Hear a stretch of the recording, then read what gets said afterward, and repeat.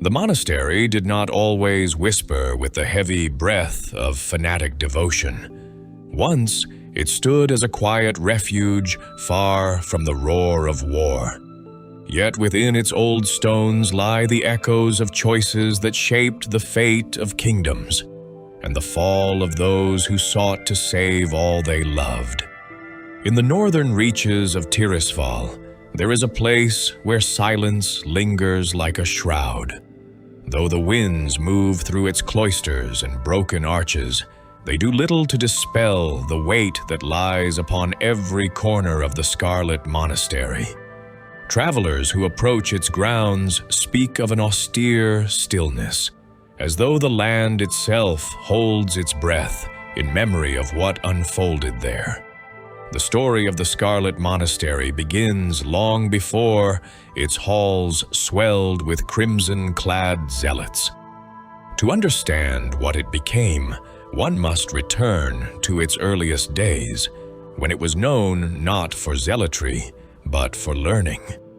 In the time before the Scourge, before Lord Aaron's fall, the monastery was part of the Abbey of the Holy Light, a peaceful sanctuary for scholars, priests, and pilgrims devoted to the teachings of the light. Here, the disciplined quiet of study filled the scriptoriums, and the day's rhythm followed the gentle chiming of bells. The monks tended their garden, preserved ancient writings, and welcomed wanderers seeking guidance. The land around them was serene, the forests healthy, the roads safe. It was a place shaped by contemplation rather than fear. No one then could imagine how swiftly such peace could crumble. When the plague of undeath first crept across Lordaeron, its spread was a whisper. Strange ailments in villages, unexplained deaths, crops withering in unfamiliar patterns.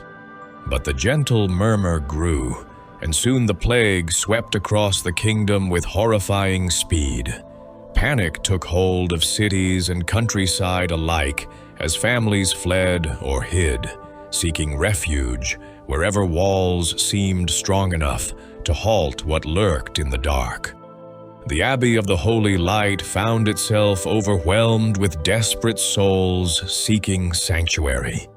The monks, committed to compassion, opened their gates to the afflicted, hoping their prayers and remedies might spare some from the fate they had begun to witness far too often. Among the clergy and leaders of Lordaeron, who turned to the monastery during this growing crisis, was High Priest Benedictus Voss, a respected scholar of the light, whose counsel was often sought in Stormwind and Lordaeron alike.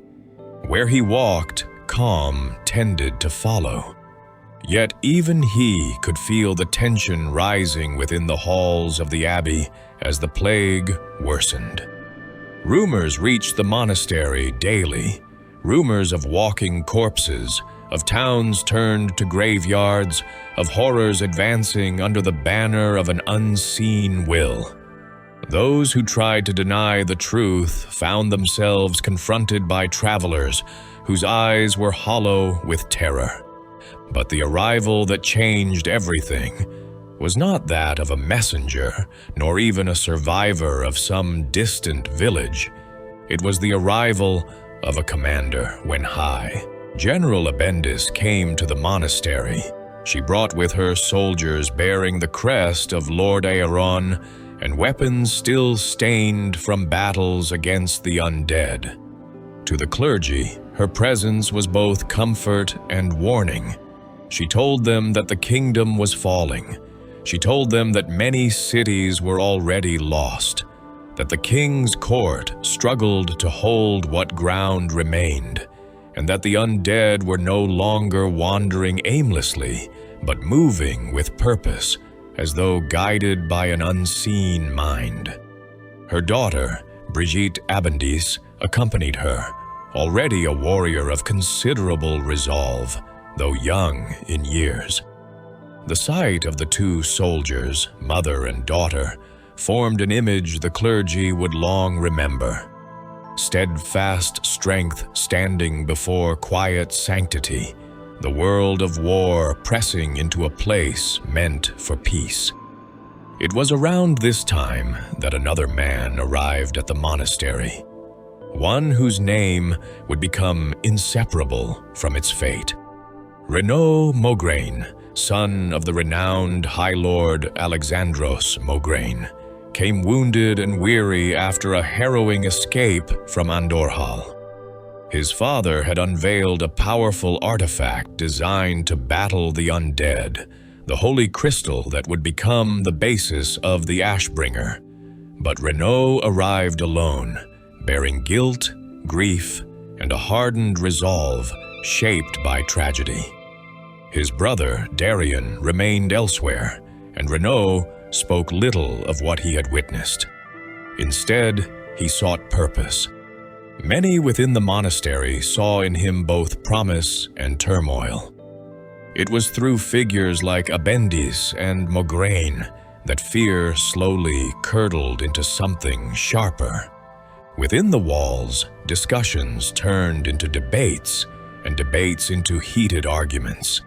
Some insisted the monastery's duty was to care for the suffering, to preserve hope even in the darkest of hours. Others argued that compassion alone could not halt the plague, and that those afflicted must be isolated or purged before the scourge could twist them. As tensions rose, so did the number of soldiers within the abbey. For those seeking refuge included fighters hoping to regroup or rest before returning to battle. One of the most influential presences among these newcomers was Saidan Dathrohan, a proud paladin of the Order of the Silver Hand. He carried with him stories of the front lines, tales of friends turned undead foes, and despair in the eyes of villagers who no longer knew whom to trust. Many revered him, for he was known across the realm as a noble and devoted knight. Yet none within the monastery could have known the truth that would later be revealed, that Dathrohan had already fallen, and that the being wearing his face was no longer the paladin they believed him to be. Instead, the powerful dreadlord Balnazar had taken his form, concealing himself within the guise of a hero. Balnazar's influence seeped into the monastery slowly, subtly. Under his guidance, fear became not merely an emotion, but a tool. He whispered that the only path to salvation was purity, unyielding, absolute purity, and that any who risked carrying the plague must be purged. What began as an insistence on vigilance soon twisted into suspicion, and suspicion into accusation. Priests who once tended to the sick now hesitated to approach them. Soldiers eyed newcomers warily, fingers brushing the hilts of their blades. The monastery's halls grew colder not because of weather, but because trust had withered. It was during these months that the fragmented survivors of Lordaeron's armies, those who had lost commanders, families, homes, began to gather into a single fervent force, the Scarlet Crusade. Born from the ashes of despair and led by figures such as Abendis, Renaud, and the being they believed to be Dathrohan, the crusade vowed to destroy the undead at any cost. What had once been the Abbey of the Holy Light transformed steadily into a stronghold, its peaceful cloisters repurposed into training grounds, its libraries filled not with scholars, but crusaders seeking instruction in righteous combat. The tower on the grounds, once a place of meditation, became a barracks. The grand cathedral, formerly a site of serene worship, resounded now with speeches urging absolute devotion and unwavering vigilance. And the graveyard outside the monastery, where monks had once buried their brethren with gentle rites, became a place where crusaders confronted the undead that wandered too close, their battles echoing through the mist. The crusade grew in number, strength, and zeal. Yet with every victory they claimed, their purity darkened, tinged by paranoia. Among those who embodied this shift was High Inquisitor Fairbanks, a paladin whose faith had once been known for its mercy, but who found himself caught in the rising tide of fanatic suspicion. He questioned certain choices, quietly, carefully, but his doubts were heard. In time, the crusade turned against him, accusing him of betrayal. He was imprisoned, locked away deep in the cathedral's hidden chambers, forced into silence as the order he once served lost itself entirely to its own flames. Another figure who shaped the monastery's fate was High Inquisitor Whitemane. Young, gifted, and unwavering in her devotion, she rose swiftly within the crusade. Her skill in manipulating the light granted her a rare kind of authority, a healer who could summon miraculous power, yet who believed utterly in the necessity of purging all corruption. Her presence became a pillar within the cathedral, her sermons stirring both awe and fear. In her eyes, any hesitation invited disaster. Many followed her with near blind faith, convinced her guidance was divinely inspired. Few realized how deeply she and others had fallen under the Dreadlord's influence. Commander Mograine, for his part, held a complicated place in the monastery. Renault's grief, his guilt over his father's fate, and his desire to honor the Mograine legacy fed into a resolve that was easily shaped by the Crusade's harsh creed. He sought redemption and found purpose within the Order's unyielding ideology. Serving alongside Whitemane, he became a symbol of the Crusade's martial strength. The stories whispered by surviving Crusaders painted him as both a fierce leader and a man struggling to escape the shadows of his family's tragic history. Beyond these central figures, many others filled the monastery's sprawling grounds. There was Houndmaster Loxy, keeper of the fierce red mastiffs that patrolled the training grounds. His loyalty to the crusade was unquestioned, and his hounds served as both companions and instruments of war. Their presence became part of the monastery's identity. Silent shadows racing through the courtyards, always alert, always watching. There was the scholar-turned-strategist Arcanist Doan, who once served within the Kirin Tor and sought refuge in the monastery after witnessing the arcane devastation wrought upon Dalaran. His knowledge made him invaluable to the crusade, though his temperament grew brittle over time. Surrounded by zealots, he focused on arcane defenses, determined to ensure no undead, no necromantic force could breach the monastery's walls. Yet his isolation within the library wing slowly narrowed his world. Within those quiet halls, he guarded tomes and artifacts with fierce possessiveness, as though protecting the last remnants of a life lost to tragedy. These figures, each bearing their own scars and convictions, shaped the monastery into what it became, a fortress driven by desperation and guided by corrupted leadership. Its rise was fueled by fear and the belief that the light had chosen them as the last defenders against the tide of undeath.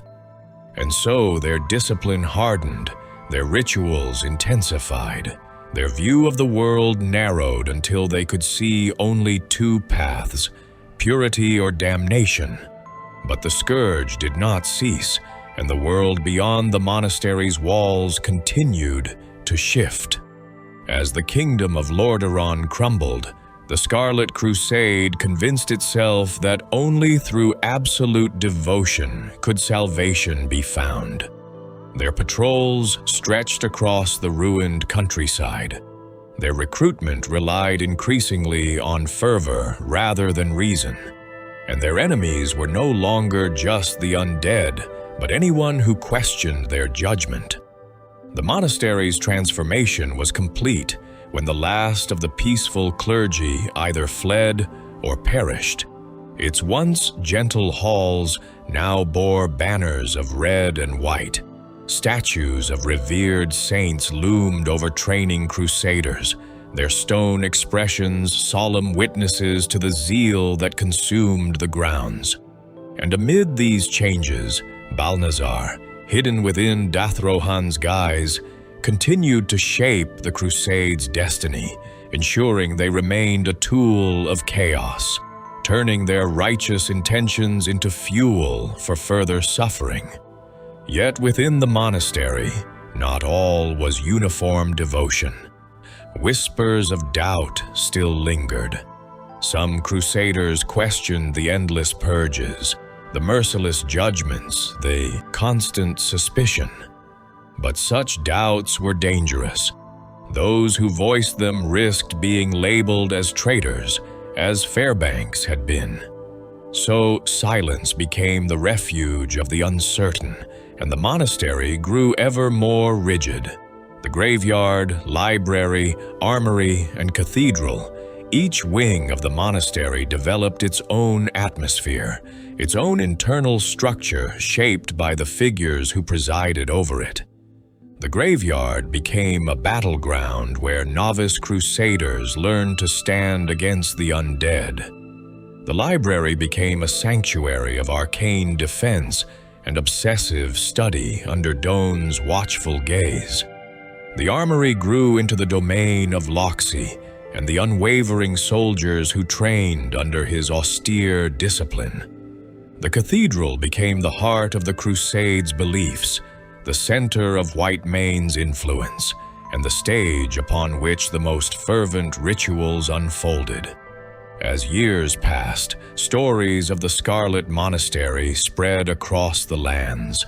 Travelers spoke of its imposing walls, its guarded entrances, its unyielding defenders. Some called it a bastion of hope against the undead. Others warned that those who entered risked judgment harsher than any plague, but all agreed that the monastery had become a symbol, either of stubborn valor or of tragic fanaticism, depending on who spoke. The Crusade continued its purges, unrelenting in their mission. Yet as time stretched on, their original purpose became increasingly lost beneath layers of zeal, manipulation, and despair. And within the monastery's deepest chambers, the trapped Fairbanks continued to bear witness from the shadows, his existence hidden even from those who once trusted him.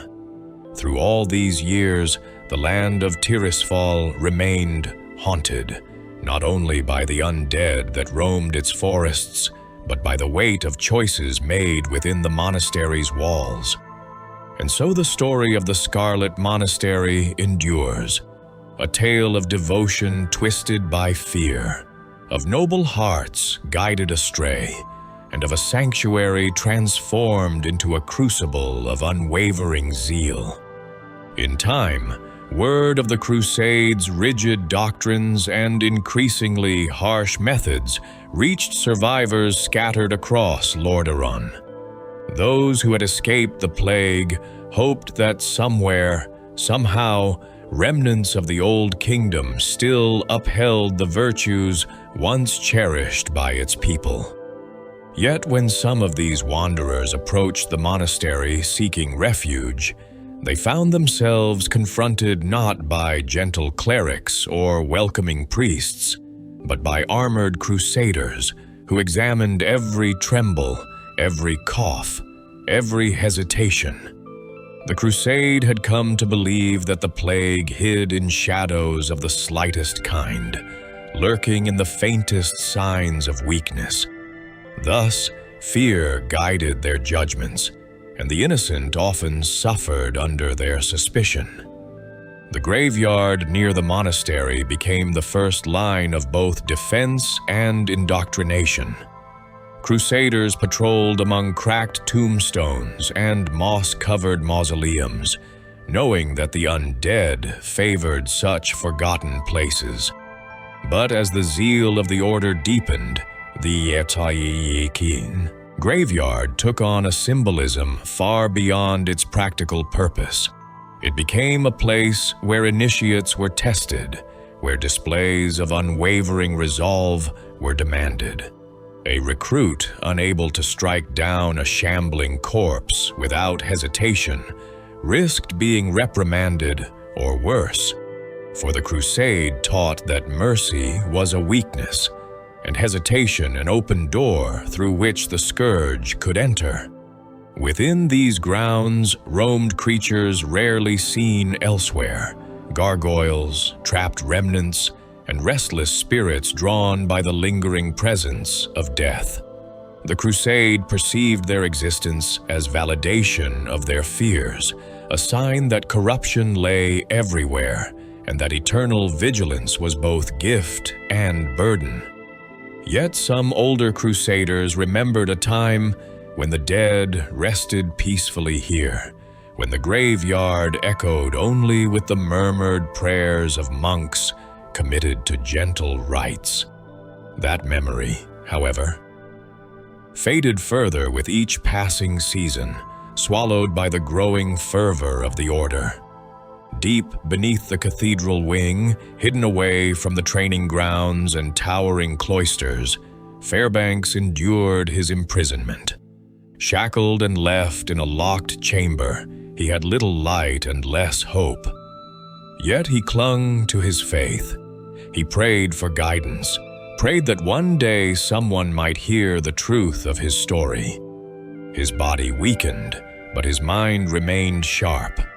Though sealed away, he heard faint echoes of what occurred above him: the fervent sermons, the marching boots, the cries of zealots practicing their rites. He knew the Crusade had strayed far from its intended path, yet his warnings had become a curse upon him. Whether through fear or malice, the leaders of the Crusade had silenced him, leaving him as a forgotten relic of a time when compassion had not been forbidden.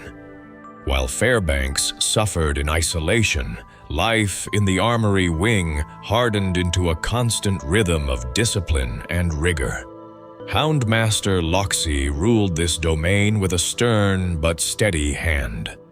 Unlike some members of the Crusade, Loxy rarely indulged in frenzied zeal. His devotion was expressed through loyalty, through the training of his hounds, and through the order he maintained among his soldiers. His mastiffs, powerful, alert creatures, were symbols of the Crusade's vigilance. Their senses often detected undead long before human scouts noticed anything amiss. Loxy treated his hounds with respect and expected his recruits to do the same. In his eyes, they were steadfast guardians, free from the corruption and doubt that plagued human hearts. Recruits who trained under Loxy learned discipline, obedience, and swiftness. The armory halls echoed with the sound of blades striking targets, shields locking into formation, and Loxy's terse commands. Yet even here, among the strict order of military training, whispers spread. Some soldiers spoke of harsh interrogations within the cathedral. Others murmured that Doan rarely left the library now, obsessed with securing arcane relics that would otherwise have been entrusted to the Kirin Tor. These whispers never reached the ears of the leaders, for to question the Crusade's direction was to invite severe punishment. Still, the murmurs persisted, traveling quietly from recruit to recruit, a subtle reminder that doubt still lived within the hearts of some. Arcanist Doan's domain was perhaps the most unchanged physically, but the most transformed in spirit. The library wing retained its tall shelves and vaulted ceilings, filled with ancient manuscripts and tomes rescued from destroyed cities. Dust motes drifted through the beams of light that pierced the high windows, and the scent of old parchment permeated the air. Yet beneath this scholarly calm lay an atmosphere of increasing tension. Doan had barricaded parts of the library, ensuring only those he deemed trustworthy could access the deeper chambers. His study had become a fortress within a fortress, warded by arcane spells designed both to protect knowledge and to ward off any intruder, be they undead or fellow crusader. He remembered Dalaran's fall all too vividly. The destruction wrought by the undead and the misuse of arcane power had carved deep scars into his mind. In response, he dedicated himself to preventing such devastation from occurring again, even if it meant isolating himself from the world around him. To the Crusaders, he was a figure of authority and mystery. His arcane prowess made him invaluable, and many feared him as much as they respected him. Yet his isolation grew with each passing month, and his understanding of events beyond the library narrowed. Surrounded by relics of the past, he began to see threats in every shadow, corruption in every doubt. His mind circled endlessly around the idea that only through strict control of arcane power could the Crusade survive.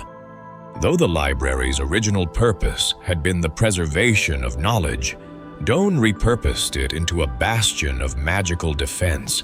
He wove wards into the very foundations, strengthening them against necromantic intrusion. He studied fragments of arcane texts that described ancient protections, piecing together knowledge long forgotten by most. Under his watch, the library became one of the most fortified locations in the monastery, not through stone and steel, but through layers of magical force. Yet this fortress also mirrored his internal state, for the more secure the library became, the more isolated he grew. The cathedral, by contrast, flourished with activity. It was here that the Crusade's heart beat most fiercely. The Grand Hall, once a place of quiet prayer and gentle rites, transformed into a massive sanctuary where High Inquisitor Whitemane preached. Cloaked in white and red, she stood before vast gatherings of crusaders, her voice carrying through the arches with passionate conviction. She spoke of purity, of devotion, of unwavering faith. She urged her followers to reject doubt, to cast aside fear, and to trust in the light's guidance. Her sermons drew both awe and unease, for though her belief in the light was undeniable, her interpretation of its teachings had hardened into something absolute. Whitemane's abilities extended far beyond oratory. Her healing talents were formidable, and her mastery of the light allowed her to perform feats few others could match. She often stood beside Commander Mograine in the cathedral's deeper chambers, performing rituals that bolstered the Crusade's morale. Their partnership symbolized the fusion of martial and spiritual strength that defined the Crusade. Yet beneath the cathedral's grandeur, beneath the banners and glowing braziers, lay hidden chambers where the Crusade carried out interrogations. Those accused of potential corruption were brought here, questioned, and judged. The line between righteous pursuit and cruelty blurred, often invisible to those who believed wholeheartedly in their cause. Mograine, standing as one of the Crusade's most decorated warriors, embodied the Order's martial prowess. Tall, stern, and marked by the tragedies of his past, he commanded with conviction. Many Crusaders looked up to him, inspired by the legacy of the Mograine family. He trained new recruits personally when time allowed, imparting techniques inherited from his father. Yet shadow clung to him, not from the undead, but from the grief he carried. The memory of Alexandros Mograine, the Ashbringer, haunted him, as did the events that had torn his family apart. He rarely spoke of it, but the weight of his lineage pressed heavily upon him, shaping the harsh resolve he displayed in every aspect of his life. It was within these interconnected domains, graveyard, armory, library, and cathedral, that the Scarlet Monastery functioned as the Crusade's most influential stronghold. Yet the zeal that strengthened the Crusade also blinded it. While they focused on purging the undead and preserving their sanctuary, they overlooked the corruption festering within their leadership. Balnazar's manipulations spread through carefully crafted words and subtle nudges, steering the Crusade toward an ever more extreme path. In his borrowed guise, he fed their fears and offered them purpose, ensuring that their fervor burned hotter with each passing year. Outside the monastery walls, the land of Tirisfal suffered. The undead continued to stalk the forests and ruin the villages, but so too did bands of Scarlet Crusaders who carried out purges against anyone they deemed suspicious. Travelers who dared approach the monastery were often stopped, questioned, or turned away. Some never returned. Rumors spread across the countryside, carried by frightened wanderers who claimed that the Crusade had lost its way, that even the living must fear those who wore the scarlet tabard. As the monastery's reputation grew, so too did the caution of those who passed near it. The surrounding woods fell silent, as though nature itself withdrew from the oppressive atmosphere. Even creatures unconnected to the undead avoided the area. Only the Crusaders patrolled with confidence, their routines rigid, their eyes sharp, their minds shaped by the unwavering doctrine that guided every choice they made. The years blurred together. The Scarlet Monastery remained a symbol of both defiance and fanaticism. Some hailed it as the last bastion against the Scourge, a fortress that refused to fall. Others whispered of the horrors committed within its walls, the twisted faith that had replaced the gentle teachings of the Holy Light. Yet no matter the perspective, all recognized its significance. For the monastery stood not merely as a place, but as a reflection of the tragic complexity of a kingdom consumed by fear. Within the graveyard wing, the undead continued to intrude, drawn by the lingering presence of death and the restless spirits that wandered among the tombs. Crusaders trained tirelessly, honing their skills against these foes. Yet the undead that haunted this area differed from the massive armies seen elsewhere. These were remnants, fragments of lives lost long ago, their presence a constant reminder that even holy ground could not escape the grasp of the Scourge. Recruits learned quickly that hesitation meant death. Their instructors demanded perfection, ruthlessness, and unwavering commitment. Deeper within the graveyard, beneath the mausoleums and crypts, dark energies lingered. Whether remnants of old tragedies or simply the natural consequence of so much death, these energies manifested as wandering spirits.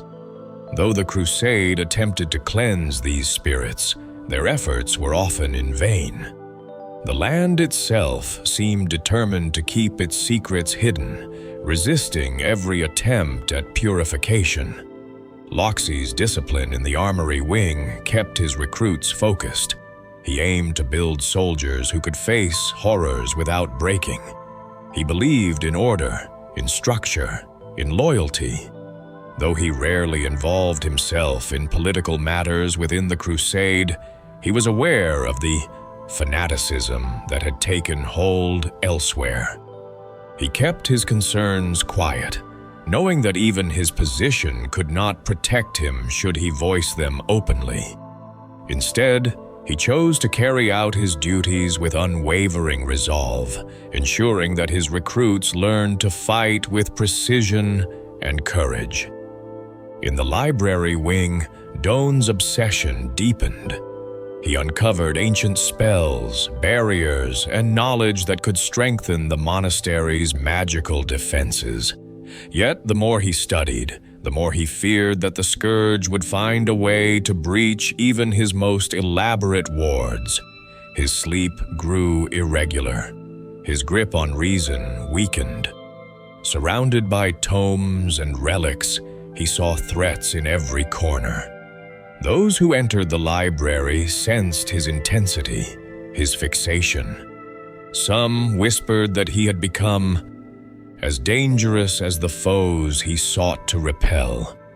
And in the cathedral, Whitemane and Mograine continued to mold the Crusade's ideology.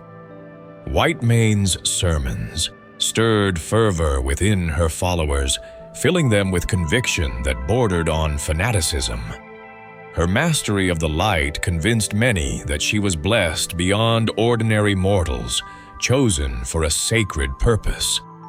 Mograine's strength on the battlefield inspired similar devotion, his presence a rallying point for crusaders who believed their order represented the last remnants of hope in a dying world. Thus, the Scarlet Monastery, once peaceful refuge, became a fortress of unwavering zeal.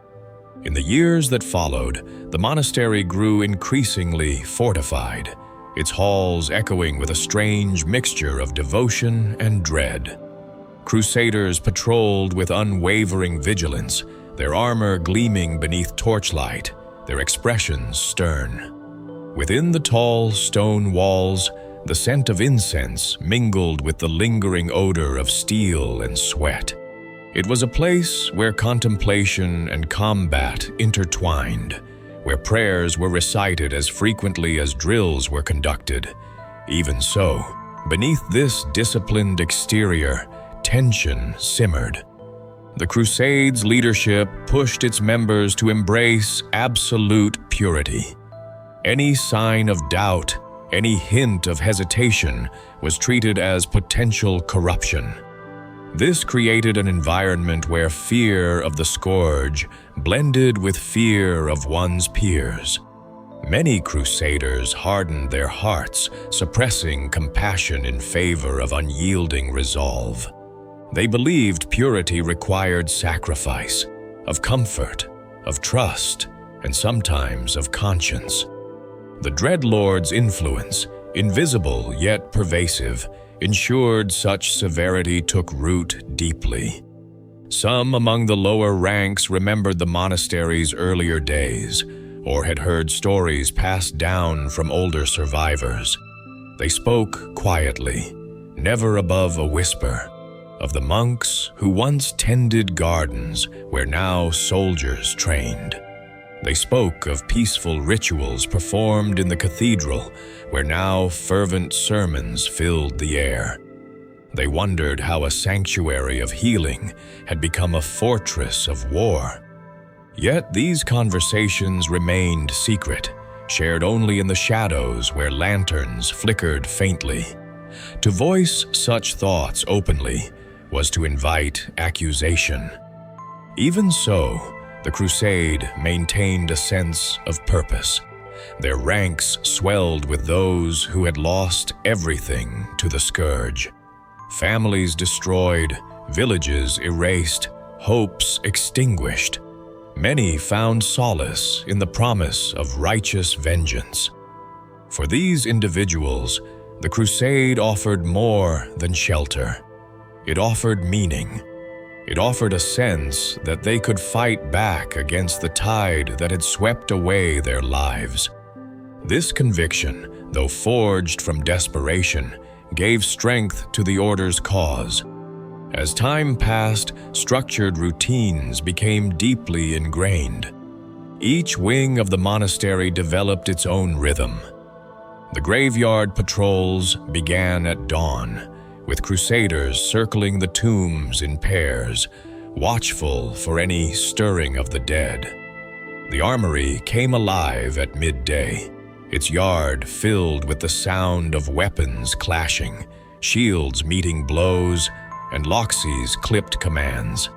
The library remained quiet through all hours, its stillness broken only by the soft rustle of pages or the faint thrum of arcane wards. The cathedral, meanwhile, served as the heart of daily life, where crusaders gathered for rituals, guidance, and the reinforcement of their unwavering mission. The graveyard wing, though grim, served as both training ground and frontline. Initiates began their service here, learning the basics of combat against undead foes. They tested their courage against skeletons that rose from ancient graves and restless spirits that wandered amid mausoleums. Some fled on their first encounter, trembling from the unnatural chill of the undead. Others stood firm, earning praise from their instructors. Those unable to face such horrors were expelled from the Order, deemed too weak for the Crusade's demanding path. Yet the graveyard held deeper dangers. Certain mausoleums bore carvings from an era long before the Crusade, relics of ancient tragedies that predated even the scourge of undeath. Some crusaders reported hearing whispers near these structures, faint voices that seemed neither living nor dead. Others claimed to see flickering shapes that vanished when approached. Though the crusade attributed these phenomena to the presence of undead or lingering spirits, a few wondered whether something older haunted the grounds. These concerns, like many others, remained unspoken. The crusade demanded action, not reflection. Loxi's armory wing thrived under strict discipline. The Houndmaster oversaw all training with quiet intensity. His hounds, loyal and fierce, patrolled beside him with silent coordination. Recruits respected Loxi, even feared him, for he demanded perfection.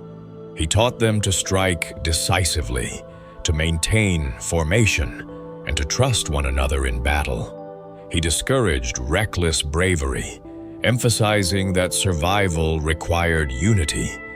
Though he rarely participated in the Crusade's political affairs, his influence among the rank and file was significant. Many soldiers admired his calm demeanor and unwavering focus, qualities that contrasted with the increasingly fervent leadership within the cathedral. Loxi's hounds held a unique place within the monastery. They were trained to detect even faint traces of decay, their sharp senses providing early warning of undead presence. They served as companions as much as defenders, though their loyalty lay with Loxi alone. Crusaders who mistreated a hound faced severe consequences, for Loxi believed that respect for one's allies, human or animal, was crucial. In his eyes, the hounds represented loyalty untainted by doubt, a purity not born of zealotry, but of trust. In the library wing, Doan's influence shaped every corner. He prowled the aisles like a guardian spirit, his crimson robes sweeping softly across the stone floors. His knowledge of arcane arts made him indispensable, yet his temperament grew increasingly volatile. He tolerated no interruptions. Those who sought his counsel were often met with impatience unless their questions pertained to magical defense. His focus on preservation and protection bordered on obsession. He feared that the Scourge might attempt to breach the monastery through arcane means, using forbidden magic or necromantic manipulation. To counter this, he studied wards, barriers, and enchantments with tireless dedication. Doan also devoted himself to safeguarding magical tomes rescued from fallen cities. He believed knowledge itself was a weapon, one that must be shielded from both the Scourge and those who might misuse it. This belief led him to restrict access to the library more severely. Only trusted individuals could enter certain chambers. Even crusaders with high rank had to request permission, and many were denied. Over time, this led to growing tension, though few dared confront him. Those who attempted to question his policies found themselves at the center of fierce tirades. Doan's paranoia grew with each passing season, his world shrinking until it revolved solely around the preservation of arcane knowledge. Mograine and Whitemane, meanwhile, shaped the spiritual and martial identity of the Crusade from within the cathedral. Their authority was absolute. Whitemane's sermons captivated her followers. She spoke not only of the light's power, but of its demands. She urged her listeners to purge corruption wherever it might hide, even within their own hearts. Her voice carried wisdom, conviction, and a trace of intensity that sometimes unsettled even her most devoted followers. Yet her mastery of the light reinforced her message. When she healed wounds with a touch, when she restored those gravely injured, her followers saw these feats as divine affirmation of her beliefs. Mograine's presence complemented hers. He inspired crusaders with tales of valor and warnings of the undead's cunning. His leadership emphasized discipline and strength. He drilled soldiers personally when time allowed, teaching them the techniques of the silver hand and the strategies of battlefield command. Though he rarely smiled, his stern expression carried a sense of purpose that many found comforting. They believed he understood suffering better than most, that he fought not for glory, but to prevent others from enduring what he had faced. Together, Whitemane and Mograine formed a formidable pair. Many crusaders viewed them as the anchors of the crusade, guiding them through a world consumed by chaos. Yet beneath their authority lay subtle cracks. Whitemane's certainty left little room for dissent. Mograine's past, though unspoken, shadowed him, and above them both lurked the invisible influence of Balnazar, whose whispers nudged them toward ever stricter doctrine. The Dreadlord knew the Crusade's weaknesses. He fed their fears. He exaggerated their victories. He ensured they believed themselves righteous, even when committing acts that contradicted the very principles the Yaita, holy light, once taught. As seasons changed, the monastery became increasingly isolated. The Crusade severed ties with other survivors of Lordaeron, viewing them with suspicion. They refused aid from outside factions unless certain those offering it were free of corruption. Their patrols expanded not only to confront undead, but to enforce their doctrine. Villagers who refused to comply with their strict standards were sometimes deemed unfit for salvation. In this way, the Crusade's power grew even as its moral foundation crumbled. Yet, despite this grim transformation, the monastery remained a symbol of resilience to many within the crusade. It stood untarnished by the undead. Its walls held strong. Its warriors continued to train. To them, it proved the light had not abandoned Lordaeron entirely. It showed that human strength could endure even in the face of overwhelming darkness. The tragedy lay in the zeal with which they pursued this belief, a zeal that blinded them to the corruption growing within. Outside the monastery, the forests of Tirisfal darkened. Undead wandered in increasing numbers. Fog drifted through the trees, settling thickly among ruins of old homesteads. Travelers avoided the region unless absolutely necessary. Those who did approach the monastery often did so with mixed feelings: hope for safety, fear of judgment. A few were welcomed if they displayed unwavering loyalty. Many were turned away. Some were detained for questioning. A few vanished entirely. The crusade justified such actions as necessary for survival. They believed the scourge could infiltrate through even the smallest crack, that betrayal could come from any quarter. In their eyes, extreme caution was virtue, but to those who viewed the situation from a distance, it appeared as though the crusade had become more concerned with enforcing obedience than with combating the undead. Still, the monastery endured. Its walls remained tall, its banners bright, its followers devoted. And within its depths, the trapped Fairbanks continued to wait. His body grew frail, his voice weak, but his faith endured. He prayed that someone from beyond the Crusade's influence might one day discover the truth. He prayed for release not only for himself, but for the order he had once served, which had strayed so far from its original path. The story of the Scarlet Monastery is not a tale of sudden downfall, but one of gradual transformation, of a sanctuary reshaped by fear, of noble intentions twisted by sorrow and manipulation, and of individuals who sought salvation but lost sight of the very virtues they claimed to uphold.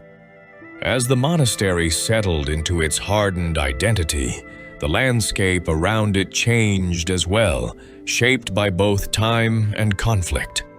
The once peaceful forests of Tirisfal became shadows of their former selves. Tall pines leaned as though burdened by the weight of suffering, and the undergrowth thickened around long-forgotten pathways.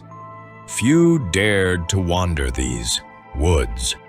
Those who ventured close reported eerie silences, unnatural stillness, and the faint echo of distant chanting carried on cold winds. These stories spread through remnants of nearby settlements, adding to the monastery's growing legend, one steeped in both reverence and fear. Within the monastery, the daily routines of the crusade persisted, but the fervor driving them began to crystallize into something unyielding. Morning drills, once filled with the sounds of disciplined footwork and rhythmic strikes, took on a sharper edge. Crusaders pushed themselves to exhaustion, convinced that any lapse in strength invited destruction. The presence of the undead, always lurking beyond the monastery's walls, haunted their thoughts. So too did the belief that corruption could arise from within. This fueled their determination, but also their paranoia, tightening the invisible chains that bound them to the Crusade's strict doctrine.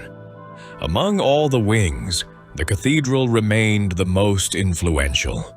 Its vast interior was lined with banners bearing the Crusade's insignia, deep red cloth stitched with symbols of the light. Tall, stained glass windows filtered sunlight into vibrant colors, that danced across the stone floor.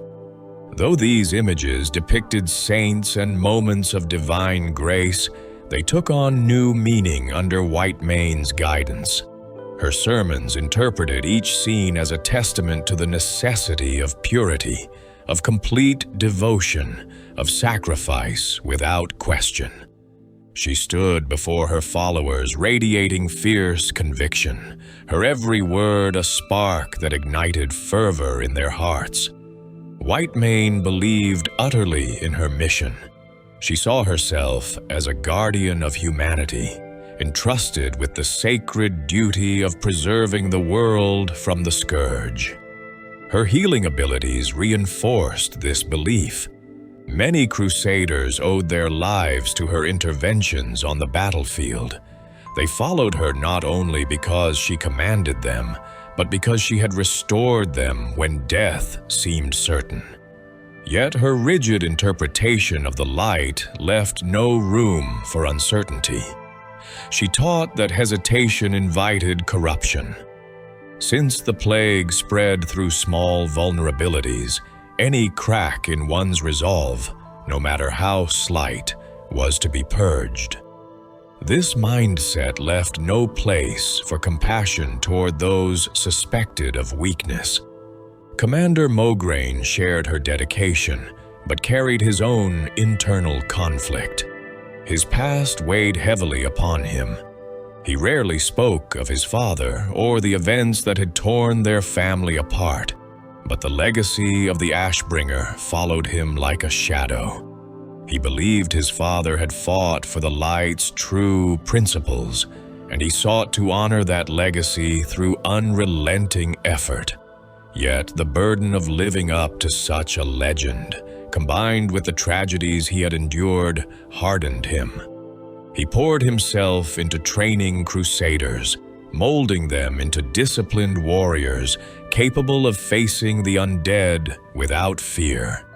His stoic presence inspired loyalty, but his personal grief went unnoticed by many, masked by the severity of his leadership. In time, Mograine's battlefield experience became a cornerstone of the Crusade's identity. He instilled in his soldiers strict discipline and unwavering focus. He taught them to anticipate the undead's movements, to strike decisively, to guard one another fiercely. Under his command, crusaders grew formidable. They believed themselves capable of withstanding any threat. Yet this confidence, though earned through rigorous training, also fed the Order's growing arrogance, an arrogance carefully nurtured by Balnazar. The Dreadlord's presence, though hidden behind Dathrohan's guise, influenced every major decision within the monastery. He understood the nature of fear, the depths of desperation in the hearts of those who had survived the Scourge's devastation. He used this knowledge to manipulate the Crusade, guiding them toward extremism. He praised their victories, but exaggerated the threat of failure, whispering that any deviation from absolute devotion risked catastrophe. His guidance seemed reasonable, even wise, to those unaware of his true nature. Under his influence, the Crusade convinced itself that it alone stood between humanity and annihilation. The Dreadlord's strategy was subtle, yet effective. By pushing the Crusaders to believe that purity required harsh action, he ensured they alienated potential allies. He understood that unity among the living posed a threat to the Scourge's forces. Thus, he led the Crusade to view outsiders with suspicion. When survivors of other villages or factions approached the monastery seeking unity, the Crusade instead questioned their origins. Some were turned away. Others were detained. A few simply vanished. In this way, the Crusade became increasingly isolated, convinced that they alone understood the true nature of the war.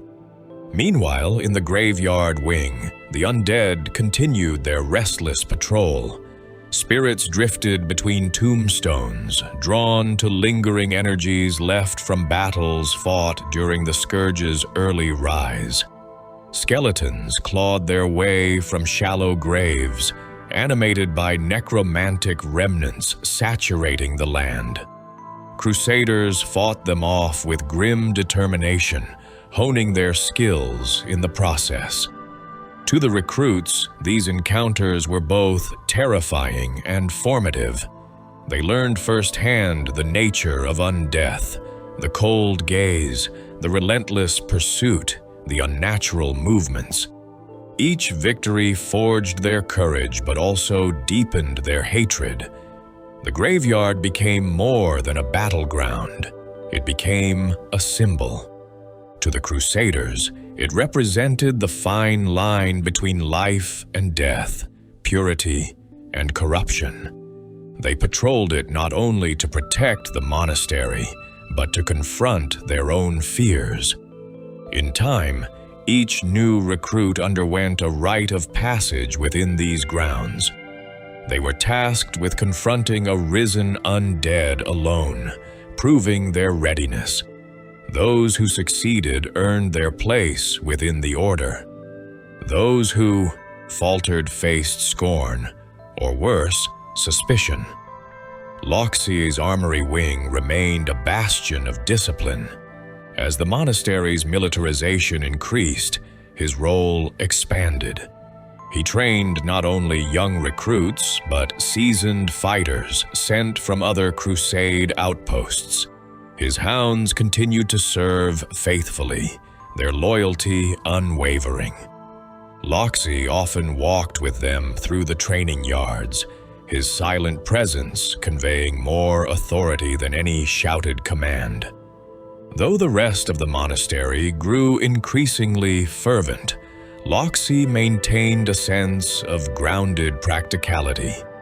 He cared little for sermons or political debates.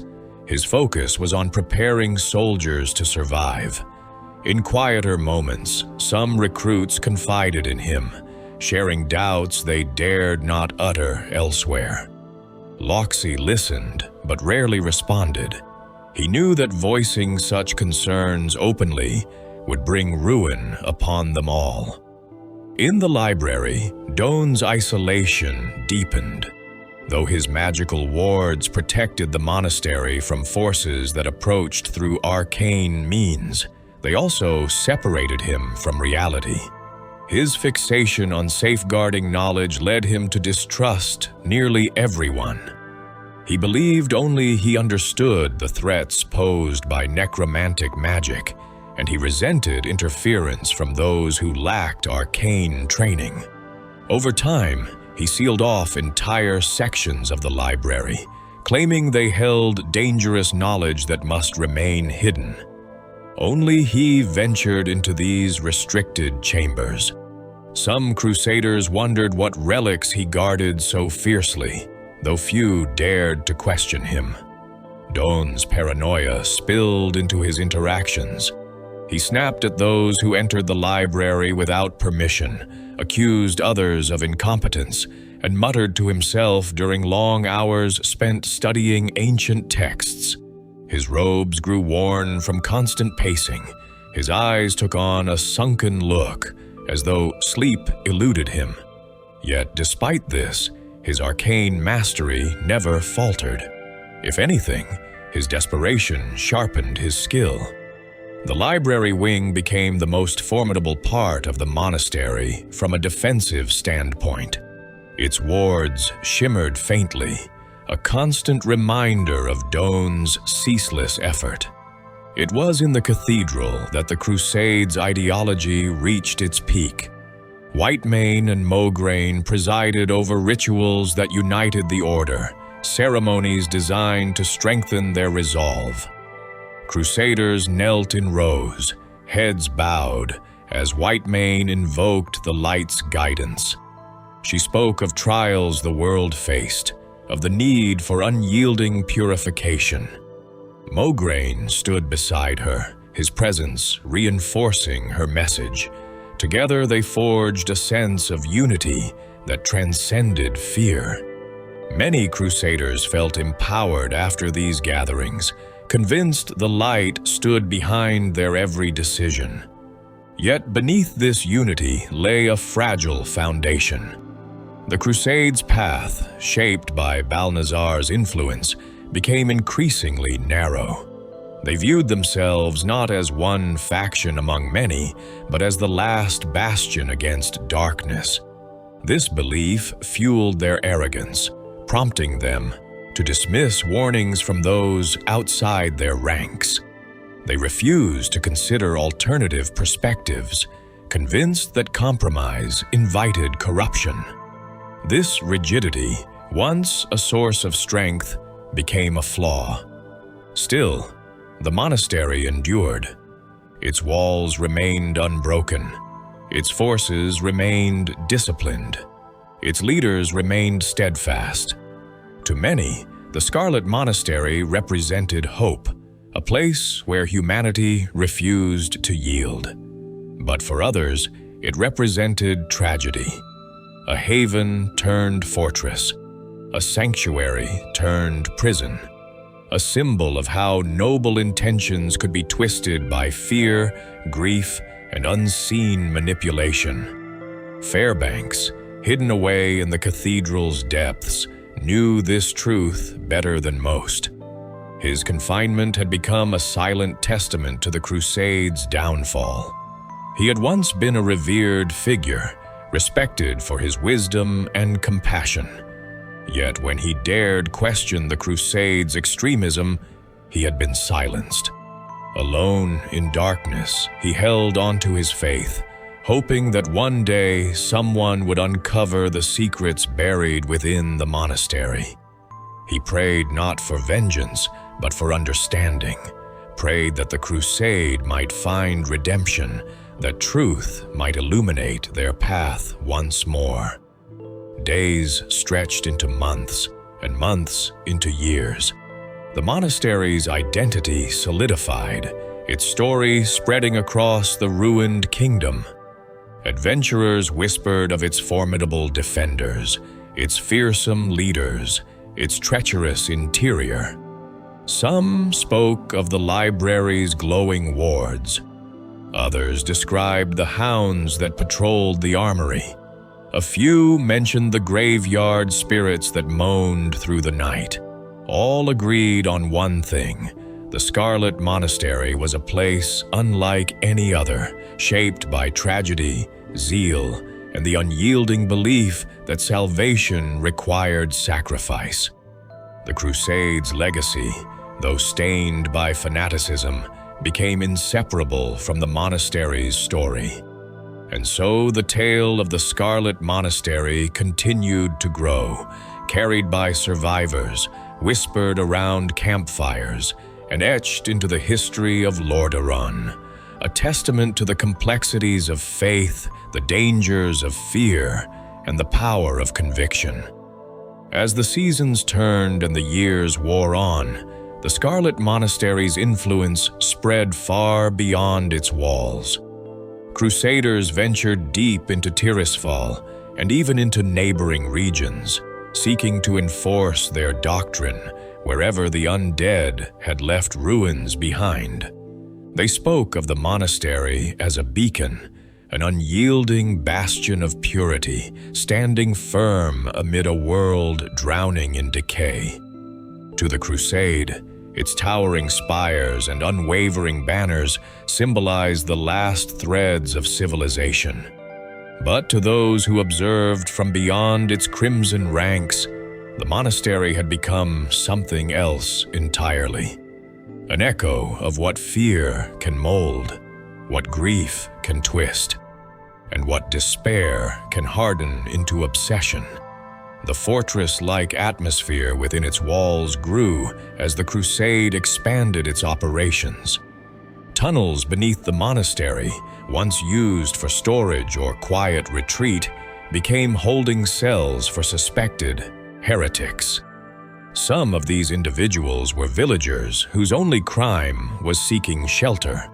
Others were travelers caught in the wrong place, and still others were former crusaders whose doubts had been noticed by the wrong ears. Few who entered these dim corridors ever saw daylight again. The crusade justified these actions by citing the plague's insidious nature, insisting that harsh measures were the only way to ensure survival. Balnazar's influence thrived in this environment. Disguised as Dathrohan, he wielded authority with subtlety. He rarely intervened directly. Instead, he allowed the zeal of Whitemane and the discipline of Mograine to shape the order. His whispers fed their certainties. His presence steered their interpretations of the light. Through him, suspicion flourished and trust waned. The Dreadlord's goal was not to destroy the crusade, but to redirect it, turning their fervor into a tool that weakened alliances among the living. As long as the crusade cast aside potential allies and targeted even those unconnected to the scourge, the Dreadlord's strategy succeeded. Despite this manipulation, the monastery remained a place of immense skill and discipline. The Crusaders were formidable opponents, their training rigorous and their morale unwavering. Many had witnessed unspeakable horrors and survived. They clung to their purpose as a shield against despair. Their resolve made them dangerous adversaries, not only to the undead, but to any who defied their doctrine. Tales spread of small settlements razed by crusader patrols who claimed corruption within their walls. These stories varied, some exaggerated, others painfully true, all contributing to the growing fear surrounding the order. Yet within the monastery's walls, most crusaders saw themselves as protectors. They believed their actions, no matter how harsh, served a greater good. They prayed before battle, sought guidance through rituals, and upheld the tenets of the light as they understood them. They mourned lost comrades and celebrated victories with solemn gratitude. Their devotion, though misguided by the Dreadlord's machinations, was genuine. It was this sincerity that made their fall so tragic, for many of them never realized how deeply they had strayed from the teachings they sought to uphold. In the graveyard wing, the ceaseless struggle against undead remnants became a haunting routine. The land itself seemed unwilling to rest, as though old tragedies refused to fade. Sometimes, crusaders discovered ancient graves disturbed by forces unrelated to the scourge, hinting at older conflicts buried within Tirisfal's history. These mysteries were rarely explored, for the crusade focused solely on the undead threat. Still, some recruits whispered about the land's strange nature. They noticed how fog clung to the ground even on clear days, how cold gusts of wind seemed to rise without warning, how shadows gathered near certain mausoleums as if drawn by unseen forces. Whether these observations were simple superstitions or evidence of deeper truths, the crusade ignored them. Their focus remained fixed on purging any undead that stirred. Among the tombs, crusaders occasionally encountered stronger undead, beings with memories or lingering hatred. These encounters tested their resolve. Some undead spoke before attacking, their voices carrying fragments of their former lives. Others appeared trapped, caught between life and death. These moments unsettled even the most battle-hardened crusaders. Their doctrine taught them to strike without hesitation, but seeing echoes of humanity within these foes caused internal conflict. Many buried their discomfort beneath layers of discipline. To question the purge, even silently, was to risk suspicion. Loxie's armory wing maintained a sense of fragile balance amid the zeal coursing through the monastery. Though fiercely loyal to the Crusade, Loxie emphasized method over emotion. His training involved careful repetition, attention to detail, and controlled aggression. He encouraged recruits to think tactically rather than charging blindly into danger. His hounds remained constant companions, their presence a comfort to some and a warning to others. While Loxie had little interest in the political shifts within the monastery, he noticed changes among his recruits. Their fears grew sharper. Their eagerness became tinged with desperation. Though he rarely intervened, he recognized the cost of such intensity. He also observed the widening gap between the monastery's leadership and its rank-and-file soldiers. Mograine and Whitemane commanded great respect, but their increasing fanaticism created unease. Loxie witnessed recruits hesitating during sermons, their eyes shifting nervously. Yet none dared speak. Loxie himself remained silent as well, unsure how far the Crusade's transformation had gone. Though loyal, he sensed that something unseen guided the Order's path, a force neither holy nor human. In the library wing, Doan's world narrowed further. He consumed knowledge with insatiable hunger, poring over ancient parchments and enchanted scrolls until exhaustion threatened to overtake him. He crafted new wards, refined old ones, and experimented with defense spells forgotten by most. The library became a labyrinth of arcane secrets, each chamber bathed in strange light or cloaked in protective barriers.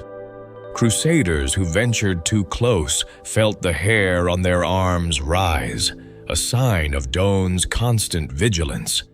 Yet even amid his brilliance, Doan's isolation corrupted his understanding. He feared betrayal from within as much as attacks from without.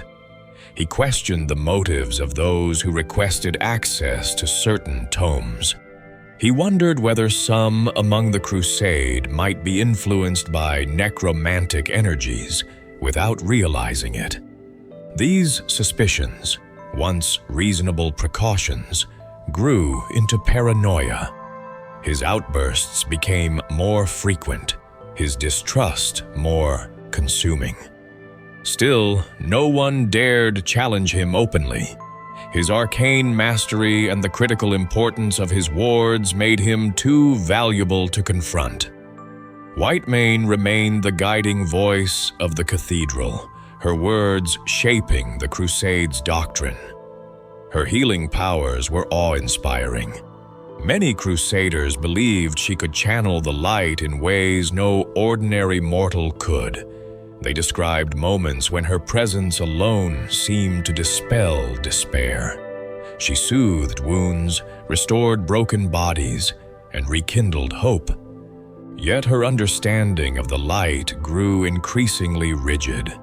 She saw the world in stark contrasts, pure or corrupted, worthy or fallen. She urged her followers to cut ties with any who wavered. She believed compassion toward the possibly afflicted was dangerous. Her sermons reinforced an uncompromising worldview. Mograine's leadership complemented hers. He motivated the Crusaders with tales of perseverance and loss, emphasizing strength and discipline. He spoke of strategies, tactics, and the necessity of sacrifice. Crusaders regarded him as a living embodiment of duty. Though silent about his personal grief, he used it to fuel his determination. His presence alongside Whitemane strengthened the Crusade's conviction. Yet he, too, felt the Dreadlord's influence guiding his choices, though he never recognized it for what it was. He believed every decision he made served the light. While the cathedral inspired unity, it also intensified the Crusades' fanaticism. Crusaders who hesitated during sermons became targets of subtle scrutiny. Those who struggled during training were encouraged to pray harder, to purge themselves of weakness. Those who questioned orders were reprimanded or quietly removed. Over time, the monastery's population shifted. Those who embraced the order's strict doctrine remained. Those who could not were cast out, or worse. This selective process strengthened the Crusades' resolve, but eroded its moral foundation. Outside the monastery, the land bore the scars of ongoing conflict. The undead menace persisted, though its presence fluctuated. The Crusades' patrols kept many areas free of shambling corpses, but new threats arose. Bands of feral undead wandered aimlessly. Ghouls prowled ruins. Dark energies seeped into the ground, twisting flora and fauna. Travelers who observed these phenomena blamed the scourge, unaware that remnants of ancient tragedies might also stir beneath the soil. Yet the Crusaders viewed all such disturbances as signs that their mission was righteous, that the land itself cried out for purification. Villagers living near Tirisfal grew wary of both the undead and the crusade. They saw Crusader patrols scour the countryside with zeal. They heard the clash of steel in distant forests. They found bodies, sometimes undead, sometimes human, with no clear explanation. Many fled the region entirely. Others fortified their homes, hoping to avoid attention from either side. Some attempted to seek sanctuary within the monastery, but were turned away unless they displayed absolute loyalty. The once kind abbey had become a fortress that offered safety only to those who conformed. As time passed, the monastery's story grew more complex. It became a place where courage and fanaticism intertwined, where hope and fear coexisted. It was shaped by those who sought salvation and those who manipulated it. Every hall carried echoes of past prayers. Every chamber bore the weight of choices made under duress. Every leader held their own tragedies, obsessions, or secrets. And every recruit who joined the crusade contributed to a legacy that blurred the line between heroism and extremism. Fairbanks remained hidden beneath the cathedral, a symbol of truths buried beneath layers of fanatic resolve. His confinement stretched endlessly. The air was stale.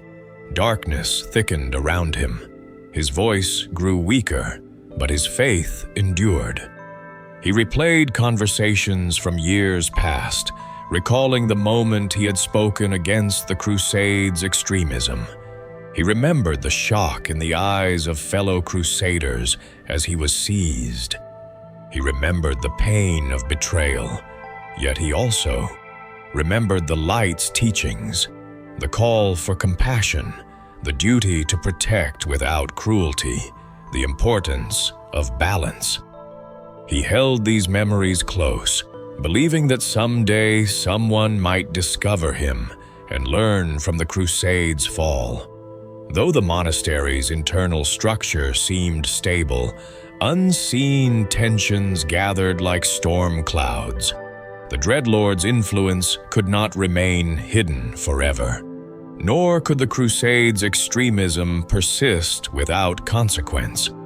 The monastery, like all things born of conflict, edged steadily toward a reckoning.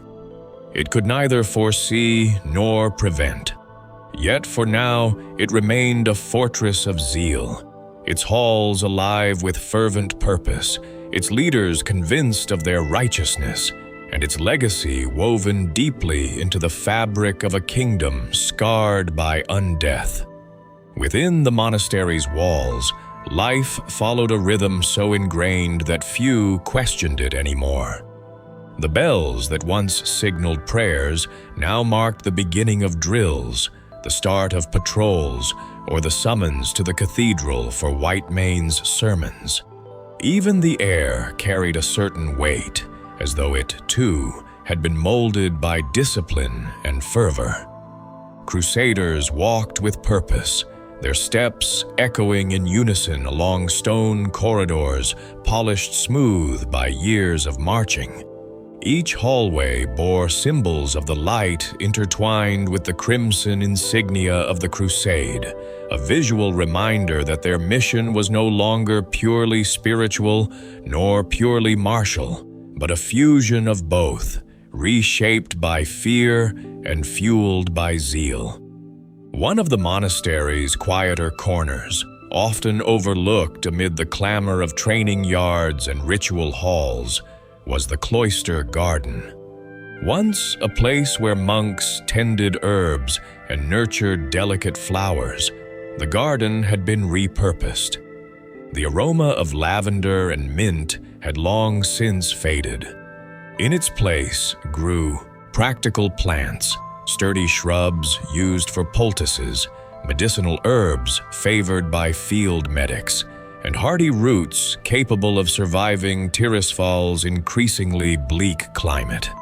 Crusaders rarely lingered here, for their schedules left little time for quiet reflection, but the garden persisted as a fragile remnant of what the monastery had once been.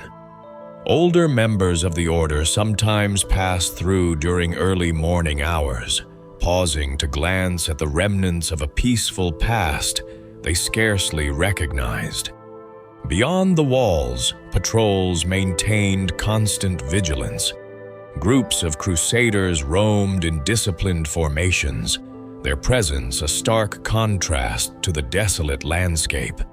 They moved along well-worn routes, through forests thick with mist, and across fields scarred by battle. These patrols often encountered wandering undead, some freshly risen, others ancient. The Crusaders dispatched them swiftly, performing purification rites afterward to prevent reanimation. These procedures were carried out with solemn precision, for the Crusade viewed every act of destruction against the undead as both practical and sacred. But not all encounters were so straightforward. At times, patrols stumbled upon survivors, individuals or small groups who had fled their homes.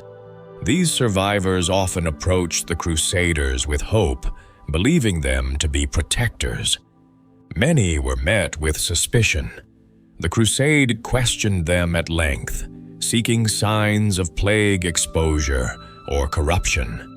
Those who faltered in their answers, or whose injuries resembled early symptoms of plague, were taken into custody. Others, unable to satisfy the Crusaders' demands, were turned away. In rare instances, patrols marked entire villages as suspect, prompting drastic actions that would have been unthinkable during the monastery's earlier years. Stories of these encounters circulated among those living in the outskirts. Some praised the crusade for its uncompromising vigilance. Others whispered fearfully of their harsh judgments. The monastery's reputation grew increasingly conflicted, seen as both sanctuary and threat, protector and oppressor. Meanwhile, the Dreadlord's influence deepened with each passing season. Balnazar, concealed behind Dathrohan's honorable visage, watched as the crusade hardened. He rarely intervened openly. Instead, he gently steered conversations during council meetings, praised the most extreme proposals, and questioned the loyalty of anyone who expressed hesitation. Under his guidance, the crusade adopted policies that further isolated them from other survivors of Lordaeron. Alliances that might have strengthened humanity's chances were rejected. offers of aid from distant factions were dismissed as potential traps. Dathrohan's reputation as a wise and seasoned paladin lent weight to these decisions, allowing the Dreadlord to mold the crusade without ever revealing his hand. It was through this subtle manipulation that the Crusade's path grew increasingly rigid. Whitemane's sermons intensified. Mograine's discipline grew harsher. The rank-and-file Crusaders followed with unwavering loyalty, trusting their leaders implicitly. Yet beneath this unity lay cracks that widened slowly, like fissures creeping through old stone. Some Crusaders, particularly those who had been part of the monastery before its transformation, remembered the original teachings of the light. They struggled silently against the increasingly narrow doctrine preached within the cathedral. They saw fear in the eyes of new recruits. They noticed the paranoia in Doan's behavior, the weight of grief in Mograine's gaze, and the fervent fire that burned too brightly in Whitemane's eyes. These observant individuals recognized that something unseen shaped the Crusade's decisions. But their voices remained silent, for to speak openly meant certain punishment. Within the cathedral, rituals grew more elaborate. Whitemane introduced purging ceremonies, meant to cleanse Crusaders of internal doubt. These involved reciting sacred texts beneath flickering braziers, meditating upon the light's radiance, and symbolically casting away weakness. Mograine often stood near the altar during these rituals, reinforcing the discipline expected of every follower. Crusaders participated with a sense of solemn duty. Some found comfort in the rituals, believing they strengthened their resolve. Others, particularly newer initiates, felt overwhelmed by their intensity, though they dared not admit it. In the armory wing, Loxi observed the effects of these rituals on his recruits. Some emerged with renewed confidence, others displayed signs of strain. Their eyes darted constantly, as though searching for unseen threats. Their movements became rigid, their breaths shallow. Loxi recognized these symptoms, having witnessed similar behavior in soldiers who had fought for too long without rest. Yet within the monastery, rest was difficult to find. The demands placed upon Crusaders allowed little reprieve. Loxi's concern grew, but he chose to focus on training, hoping discipline would anchor his recruits against the rising tide of fanaticism. In the library, Doan barely noticed the growing unease. His world had narrowed so drastically that he rarely considered the monastery's broader situation.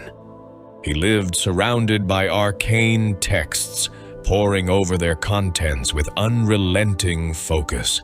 He studied rituals designed to ward against necromancy, crafted spells that could shield entire wings of the monastery, and examined relics retrieved from ruined cities. His brilliance was unquestionable, his dedication undeniable, but the isolation created a mental labyrinth from which he could not escape. He became convinced that the Scourge sought to infiltrate the monastery through magical means. He interpreted minor arcane fluctuations as signs of attack. His paranoia grew so intense that he attempted to limit even Whitemane's access to certain tomes, Daisen, action that nearly sparked conflict within the Crusade's leadership. Despite these internal tensions, the monastery remained outwardly strong. Its walls, reinforced by both stone and magic, stood firm. Its warriors, hardened by years of struggle, patrolled tirelessly. Its leaders, driven by conviction, continued to shape its doctrine. Yet the signs of internal decay slowly accumulated, visible only to those willing to look closely. Fairbanks, trapped beneath the cathedral, sensed this decay with a clarity few others possessed. The isolation that tormented him also gave him perspective. He listened to footsteps echo through the stone above. He heard snippets of sermons, glimpses of conversations, fragments of distant battles. He pieced these sounds together like a mosaic, forming a picture of a crusade, spiraling further from its original purpose. Though his body weakened, his mind remained sharp.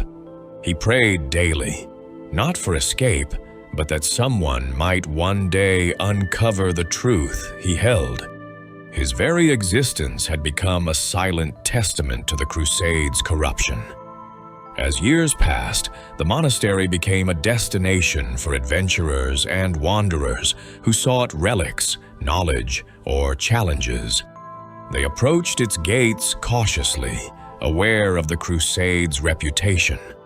Some sought to join its ranks. Others aimed to test themselves against its formidable defenders. A few hoped to uncover secrets hidden within its depths. Many failed. The Crusade's defenses were formidable, their suspicions acute, their willingness to kill unquestionable. Still, rumors spread, rumors of hidden chambers beneath the cathedral, of tortured souls trapped within the monastery, of a dread influence lurking in plain sight. These rumors reached ears across the eastern kingdoms. Some dismissed them as tales exaggerated by frightened survivors. Others viewed them as warnings. A few curious individuals ventured toward the monastery, never to return. Meanwhile, the Dreadlord's influence tightened further. Balnazar, always patient, encouraged the Crusade to adopt increasingly extreme measures. He whispered of traitors lurking among them. He suggested that even loyal crusaders might unknowingly carry plague energy. He emphasized the need for strict purges. These whispers, though subtle, shaped the Order's evolution. Over time, the Crusade's internal interrogations became more common. Crusaders scrutinized one another for signs of weakness. Recruits were tested with increasing intensity. The atmosphere grew taut, as though stretched to breaking. Yet the monastery endured. It endured because its followers believed. It endured because its leaders commanded respect. It endured because its walls had become a living testament to the struggle against undeath. But though its endurance was impressive, it came at the cost of its soul. The monastery had been built as a place of peace. Under the Crusade, it became a fortress of zeal. Under Balnazar's hand, it crept closer too, becoming something darker still. Outside, the land of Tirisfal whispered with unease. Shadows moved where none should be. Old energies stirred. Travelers avoided the region entirely. Once thriving villages became overgrown ruins. The monastery stood alone amid this desolation, a bastion of crimson amid a sea of gray. But even a bastion can falter.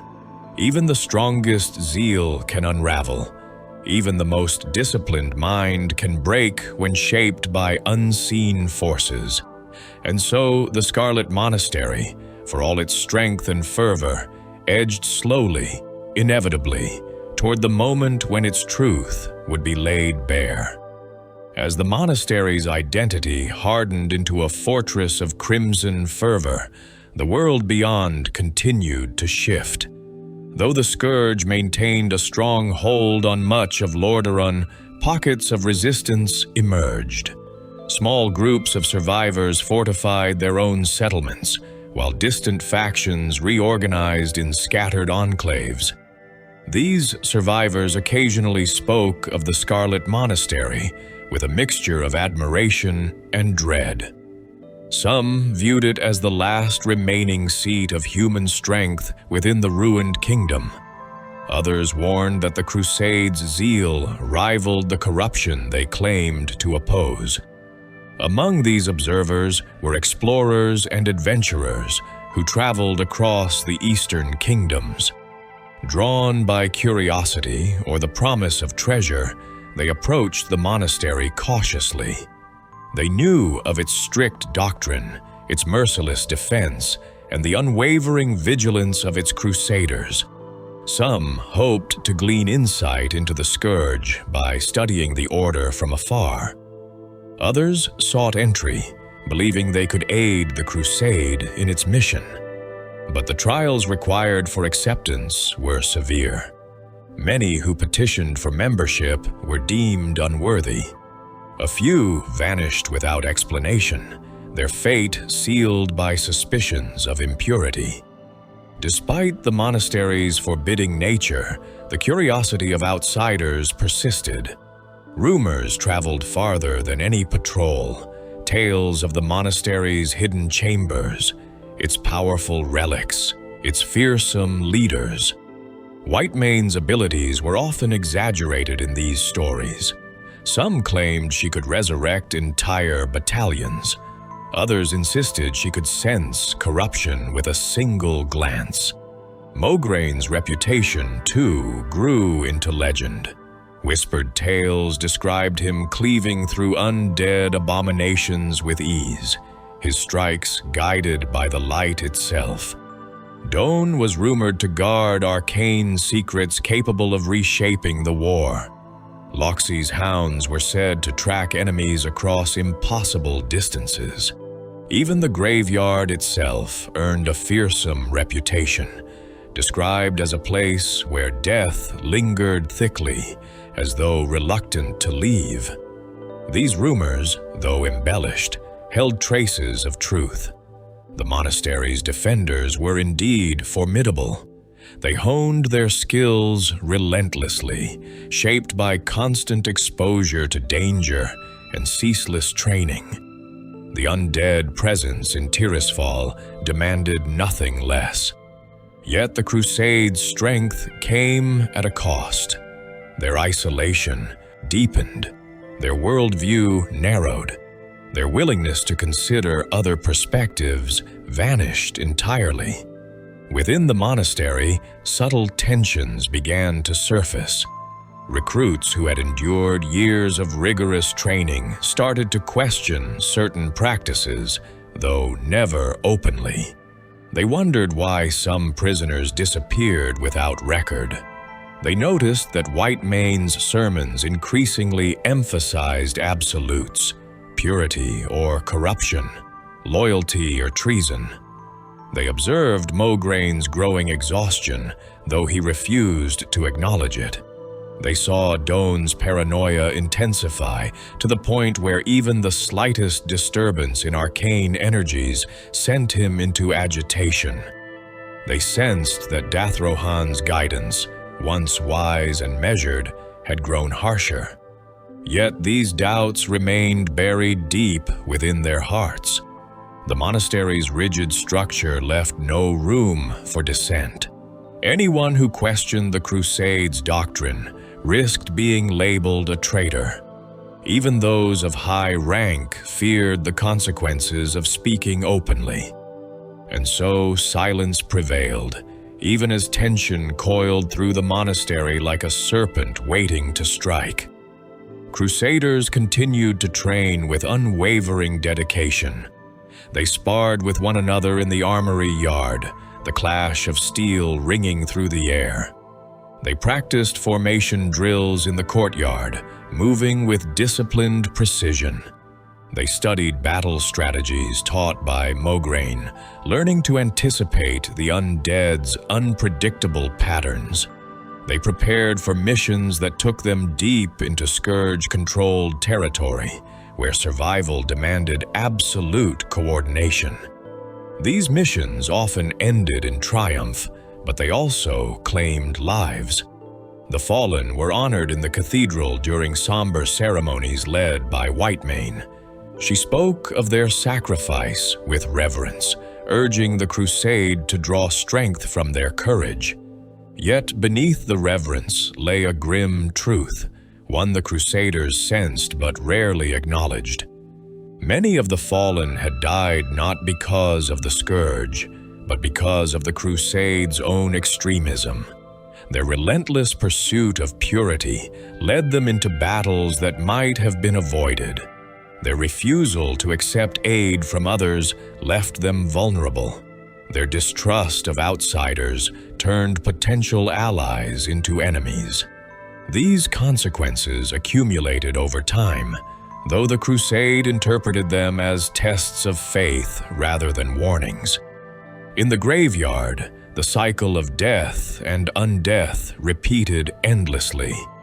Crusaders fought tirelessly against the restless spirits that lingered among the tombs. Though they purified many, new undead emerged frequently. It seemed as though the land itself sought to challenge the crusade. Some speculated that old battles predating the scourge had scarred the region. Others believed lingering necromantic energy seeped into the soil. A few whispered that ancient secrets slumbered beneath Tirisfal, waiting to be uncovered. But the crusade dismissed such ideas as distractions. They focused solely on purging the undead, convinced this alone would restore purity to the land. Loxy's hounds assisted in these efforts. They roamed the graveyard with keen senses, detecting movement long before human eyes could. Recruits learned to trust their instincts, for the hounds rarely erred. Loxy trained his animals with quiet respect, treating them as comrades rather than tools. Many crusaders found comfort in their steady presence, especially during nighttime patrols, when the darkness thickened and unease pressed heavily against the mind. Yet even the hounds seemed wary of certain mausoleums, sidestepping them as though detecting an unseen presence within. Within the armory, Loxy's recruits grew more numerous. The crusade attracted individuals eager to fight the undead, especially those who had lost families. Loxy tempered their rage with discipline. He taught them that fury clouded judgment, that hatred led to mistakes. He urged them to fight with clarity. Yet his efforts could only do so much. The monastery's doctrine encouraged zeal, leaving little space for moderation. Loxy often recognized the conflict within recruits, torn between disciplined training and fervent sermons, but knew he could not counter the cathedral's influence alone. In the library, Doan's behavior became increasingly erratic. He detected minor fluctuations in magical energy, disturbances so faint most mages would ignore them. To Doan, these fluctuations signaled imminent threats. He reinforced wards, layered new enchantments atop old ones, and frequently accused others of disrupting his defenses. Crusaders who entered the library without explicit permission found themselves subject to intense scrutiny. Doan interrogated them about their intentions, their backgrounds, their arcane exposure. His distrust grew to the point where even Mograine hesitated to seek his counsel.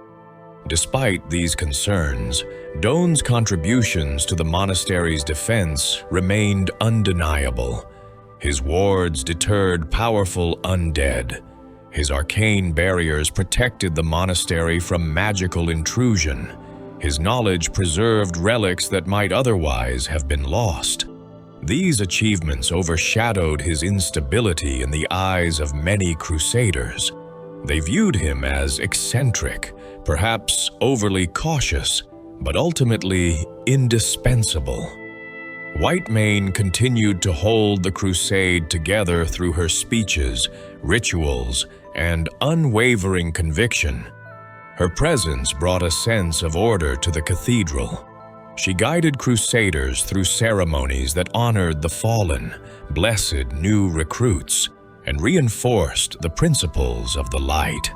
Her healing talents restored many who had been pushed beyond their limits. Yet as her influence grew, so too did her intensity.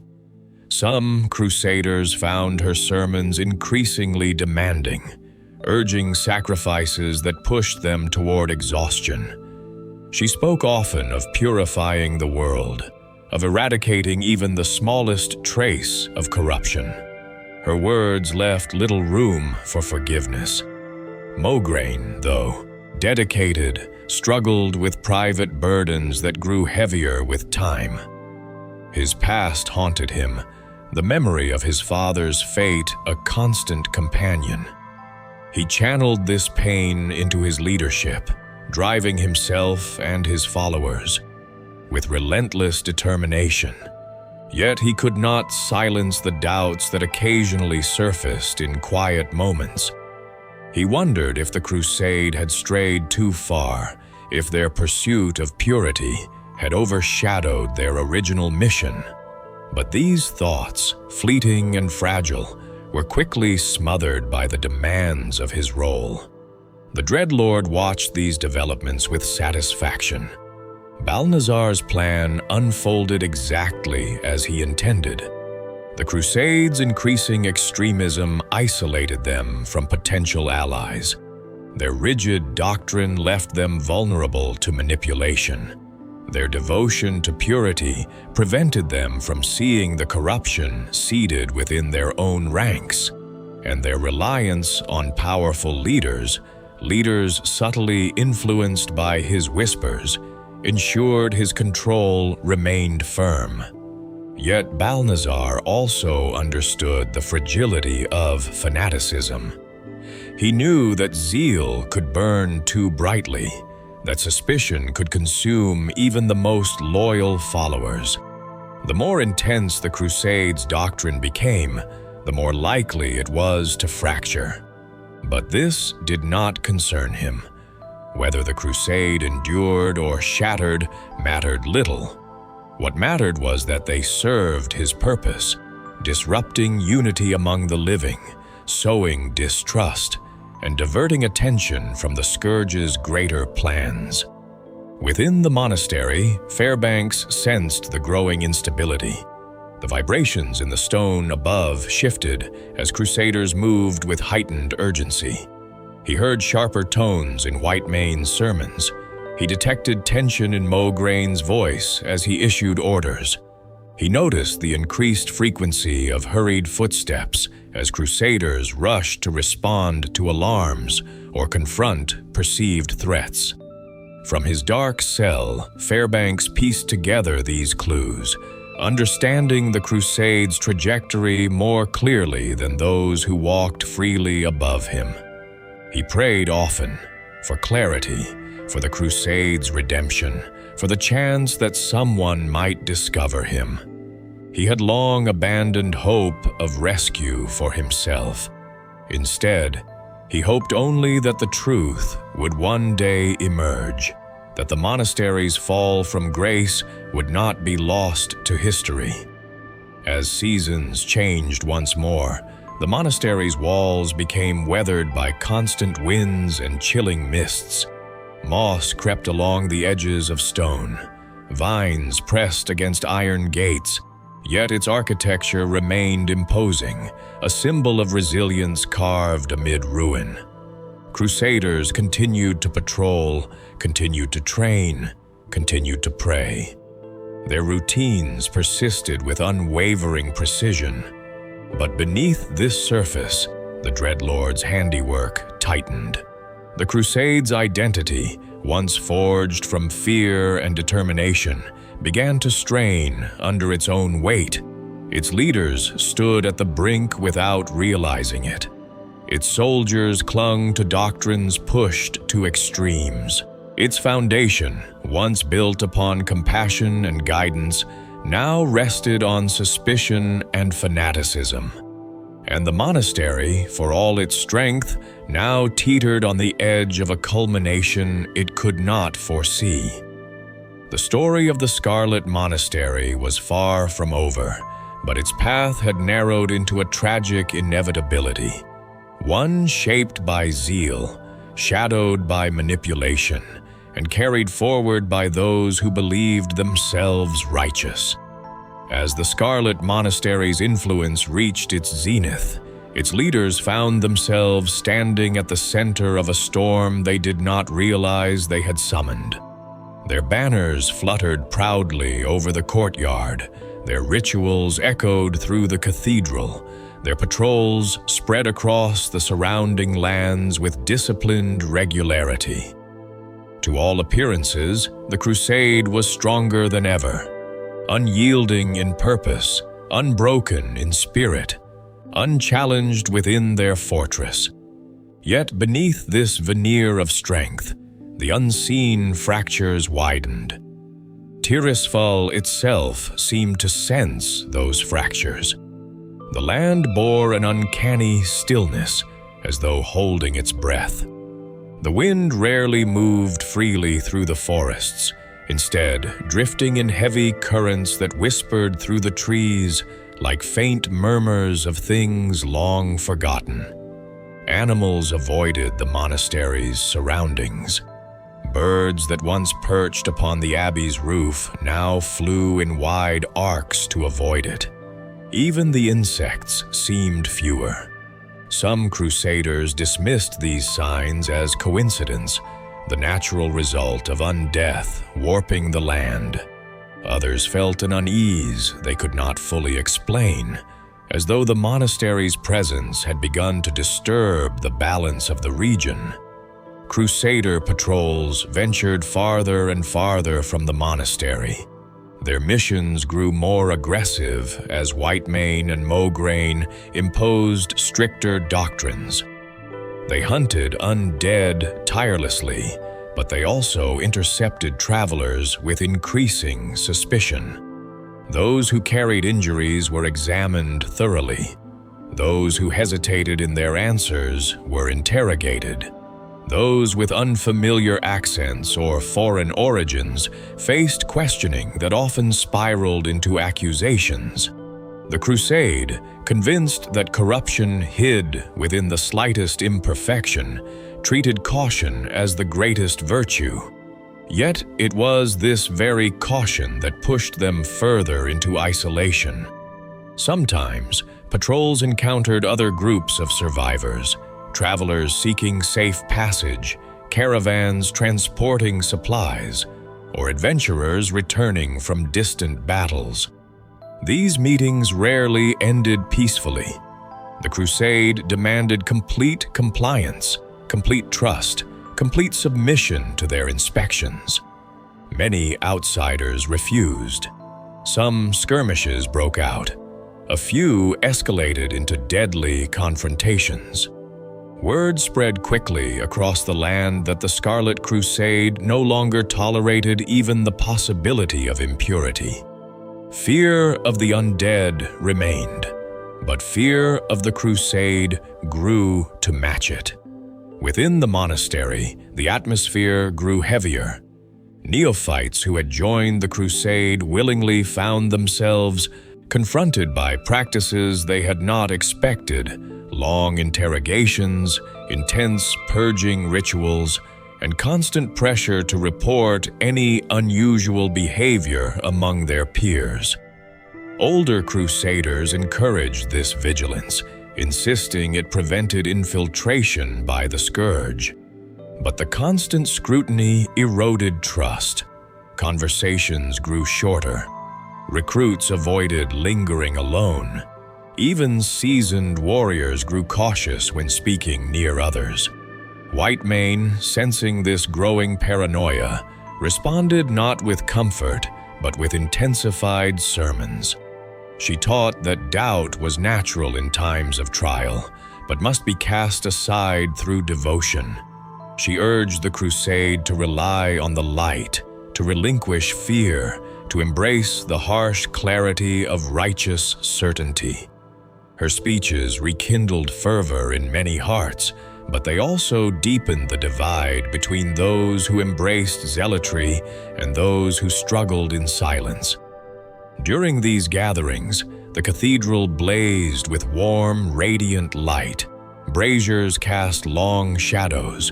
The stained glass windows shimmered with brilliance as sunlight passed through them. Rows of crusaders knelt, heads bowed, armor polished. The atmosphere was thick with reverence. Yet, even in these moments of shared devotion, whispers of unease lingered. The light that illuminated the hall seemed to stand at odds with the growing darkness in the Crusade's heart. Mograine, for his part, immersed himself in leadership.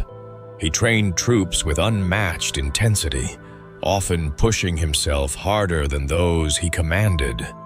He patrolled the monastery's perimeter personally, surveying the grounds for weaknesses. He reviewed reports from distant outposts late into the night.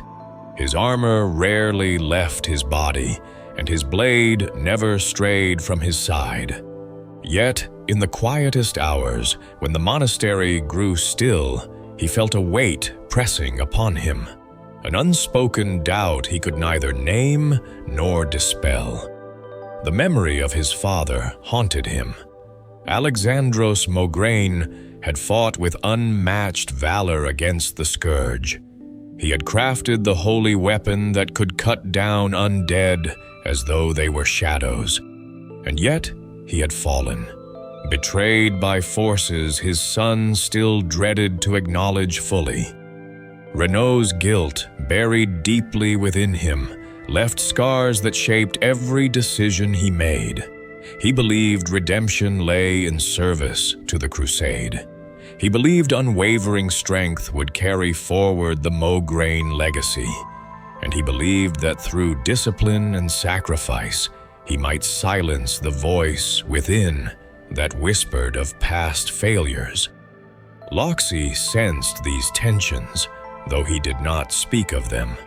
He maintained his routine with steadfast resilience, training recruits, commanding hounds, organizing patrols. He preferred action to contemplation. He trusted structure. Yet even he could not ignore the simmering strain. Recruits grew short-tempered. Veterans carried an air of exhausted vigilance. The hounds growled more often at shadows, their instincts detecting changes even when human eyes saw nothing. Don, isolated in his library, felt the rising tension as disruptions in the monastery's arcane balance. Every worry, every fear, every ripple of unrest manifested subtly in the magical wards he maintained. Though he did not identify the cause, he recognized the effect. The monastery's magical flow became erratic, fluctuating in strength, shifting unpredictably. Doan responded by reinforcing wards, layering new spells over old ones, and sealing off more sections of the library. His paranoia deepened. He believed the Scourge had discovered a new means of intrusion. He believed corruption slithered through the air itself. He believed only constant vigilance could prevent catastrophe. His growing instability alarmed some crusaders. They noticed the glow in his eyes had taken on an intensity that bordered on feral. They noticed he muttered incantations even when not casting. They noticed he scrawled runes along the walls that pulsed with eerie light. But questioning him was unthinkable. He held too much knowledge. He wielded too much authority. To challenge him risked accusations of disloyalty. And so the library's transformation into a fortress of arcane isolation went unchecked. Meanwhile, the graveyard wing continued to bear witness to the cyclical struggle against undeath. Each night, crusaders patrolled among the tombs with lanterns held high. The fog that gathered there felt unnatural, as though it rose from the earth rather than descending from the sky. Shadows twisted across the ground. Mausoleums creaked under unseen pressure. Spirits drifted near the periphery of vision.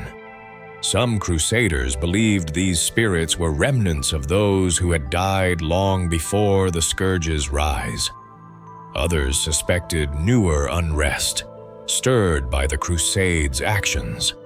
At times, crusaders reported encountering undead that seemed aware, unusual for feral wanderers. These undead whispered their final thoughts, begged for rest, or cursed the living. Their voices unnerved even hardened warriors. The Crusade responded by tightening its rituals for purification, reinforcing their belief that the line between life and death grew ever thinner in Tirisfal. Yet some crusaders, late at night, pondered whether the unrest stemmed not solely from necromantic energies, but from the monastery's shifting spirit. Outside the monastery's confines, scattered survivors observed these changes. They noted the harsher tone of patrols. They witnessed crusaders interrogating villagers with increasing aggression. They heard ideas of purity spoken with absolute conviction. These survivors warned others to avoid the monastery, describing it not as sanctuary, but as a place where fear disguised itself as devotion. Their warnings spread quietly, whispered in hidden camps, and passed between wanderers moving through ruined towns. Some adventurers, however, saw opportunity where others saw danger. They believed the Scarlet Monastery hid powerful relics, artifacts preserved by Doan, relics blessed by Whitemane, weapons forged or blessed by Mograine. A few ventured toward the monastery seeking glory, unaware of the dangers within. The Crusade viewed these individuals with suspicion, often denying them entry or detaining them for questioning. A handful managed to slip past patrols, drawn toward the monastery's interior by curiosity or greed. Those who did encountered hazards beyond undead or crusader blades, hazards born of zeal, arcane force, and hidden corruption. The Dreadlord, observing this slow escalation, continued to weave his influence subtly. He nurtured the Crusade's divisions. He encouraged leaders to adopt stricter measures. He fostered the belief that only the Crusade understood the true nature of the threat. Each whispered suggestion widened the gulf between the Crusade and the rest of humanity. Each nudge pushed them further from reason. Yet the Dreadlord remained patient. He knew that extremism, left unchecked, eventually consumed itself. Fairbanks, deep within his prison, sensed the coming breaking point. The vibrations in the stone walls shifted. The tone of Whitemane's sermons grew sharper. The pace of patrols quickened. The voices above carried increasing urgency. It was as though the monastery, strained under its own doctrines, trembled at the brink of collapse. Fairbanks prayed for endurance. He prayed that those who still clung to the light's true teachings might find strength amid the chaos. He prayed that the monastery's story would not end as a monument to misguided zeal. Within the cathedral, the heart of the crusade pulsed with intensity. Whitemane prepared more elaborate rituals, urging crusaders to purge lingering doubts. Mograine enforced stricter training regimens, preparing his forces for battles he believed inevitable. The two stood united in purpose, yet each carried private burdens that deepened the monastery's instability. Their partnership, once a source of strength, now teetered beneath unseen pressure. And still, the monastery endured. It endured because its followers believed they must. It endured because its leaders refused to yield. It endured because it had become a symbol of hope, of fear, of tragedy. Yet the foundations of that endurance crumbled slowly, eroded by manipulation and extremism. Beyond the walls, the world changed. New threats emerged. Old wounds deepened. The scourge continued to tighten its grip. Other factions rose and fell. Yet within the Scarlet Monastery, time felt suspended. Its halls frozen in a perpetual moment of fervor. Its crusaders locked in unending conflict. Its leaders clinging to doctrines that no longer guided but consumed. And so the story of the monastery continued its steady march toward the inevitable reckoning, one shaped by the choices of its leaders, the blood spilled within its walls, and the shadows that had grown too deeply to ignore. As the monastery's inner tensions tightened, like cords pulled too taut, the world outside shifted in ways the crusade could no longer afford to ignore. Reports filtered in, quietly at first, then steadily, of strange movements near the ruins of Andor Hall, of undead forces reorganizing, of shadows gathering beneath the banners of the scourge. Whitemane and Mograine listened, but their responses were shaped by the Dreadlord's influence that guided their thoughts. Instead of seeking allies to confront these renewed threats, they tightened their defenses further, convinced that danger pressed from every direction. Crusader patrols began returning with heavier losses. Where once they encountered scattered undead, now they faced coordinated groups. Rank and file crusaders whispered that the scourge grew more cunning, more determined. Yet even as these threats multiplied, the crusade refused assistance offered by others who still resisted the scourge. They believed joint efforts would invite corruption. They believed absolute isolation was the only path to purity. These decisions, shaped by fear and Balnazar's subtle manipulations, pushed the monastery further into a corner from which it could not easily retreat. Though tensions rose, the routines within the monastery persisted. The cathedral's bells rang with oppressive regularity. Crusaders assembled for lectures, trained in the armory yard, and patrolled the graveyard in shifts. Their discipline had become their armor against despair, but also their blindfold. Few felt empowered to question the path they followed. Those who harbored doubts kept them locked deep within their hearts. Whitemane intensified her teachings. She proclaimed that the light would reward those who proved themselves unshakable. She warned that the scourge's deceptions grew ever more subtle. Her sermons urged the crusade to purge uncertainty and stand as beacons of unwavering judgment. Her words resonated with many. Others found themselves exhausted by the ceaseless demands of perfection. Some crusaders began collapsing in training drills, worn down by constant pressure. Whitemane revived them with healing light, praising their devotion even as they struggled to stand. Her compassion remained real, yet her expectations were merciless. Mograine sensed the strain spreading, though he refused to acknowledge the cause. He saw crusaders falter during drills, their fatigue slowing their movements. He witnessed arguments erupt where once camaraderie had thrived. He noticed the sharp glances exchanged in hallways, born not of trust but suspicion. Still, he pressed forward, convinced that discipline could solve what doctrine could not. He reminded crusaders of their purpose, drawing upon his own grief as a source of resolve. Yet in unguarded moments, Mograine felt his father's legacy weigh upon him more heavily than ever. The memory of Alexandros Mograine, the Ashbringer, loomed like a shadow across his path. He wondered if his father would have embraced such harsh measures, such extreme purity, such rigid zeal.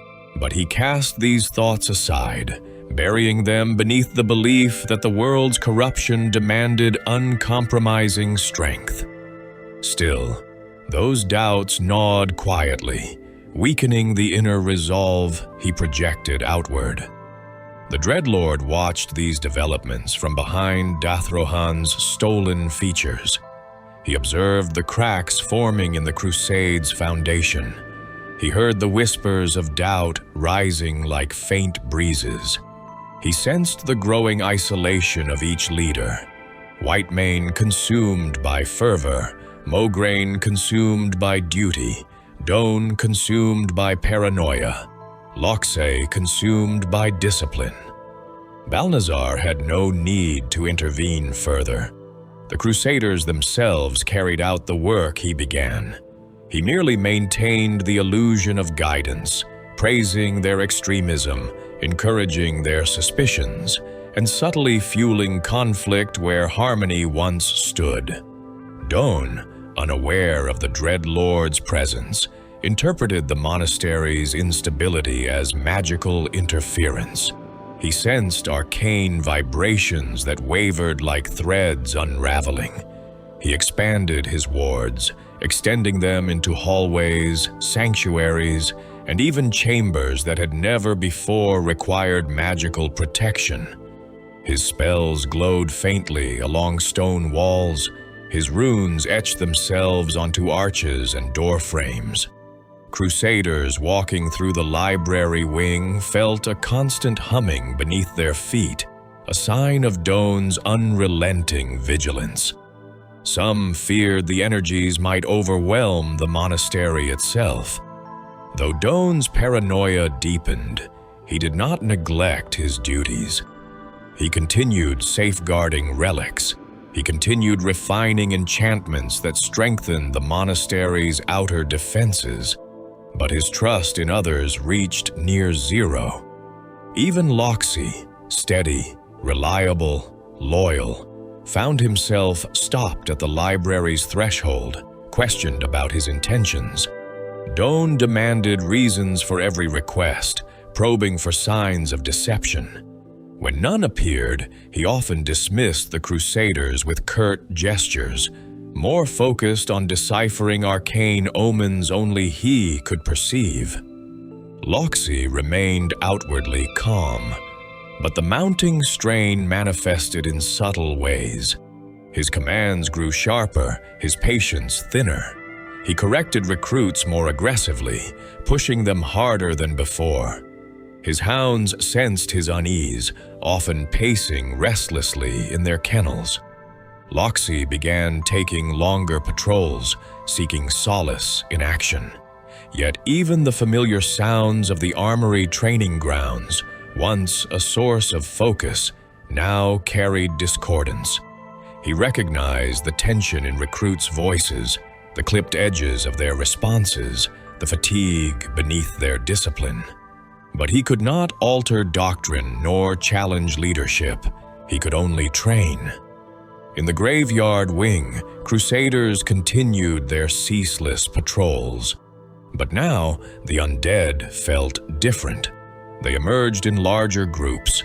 Their movements were more coordinated. Some carried faint traces of necromantic direction, as though guided by unseen hands.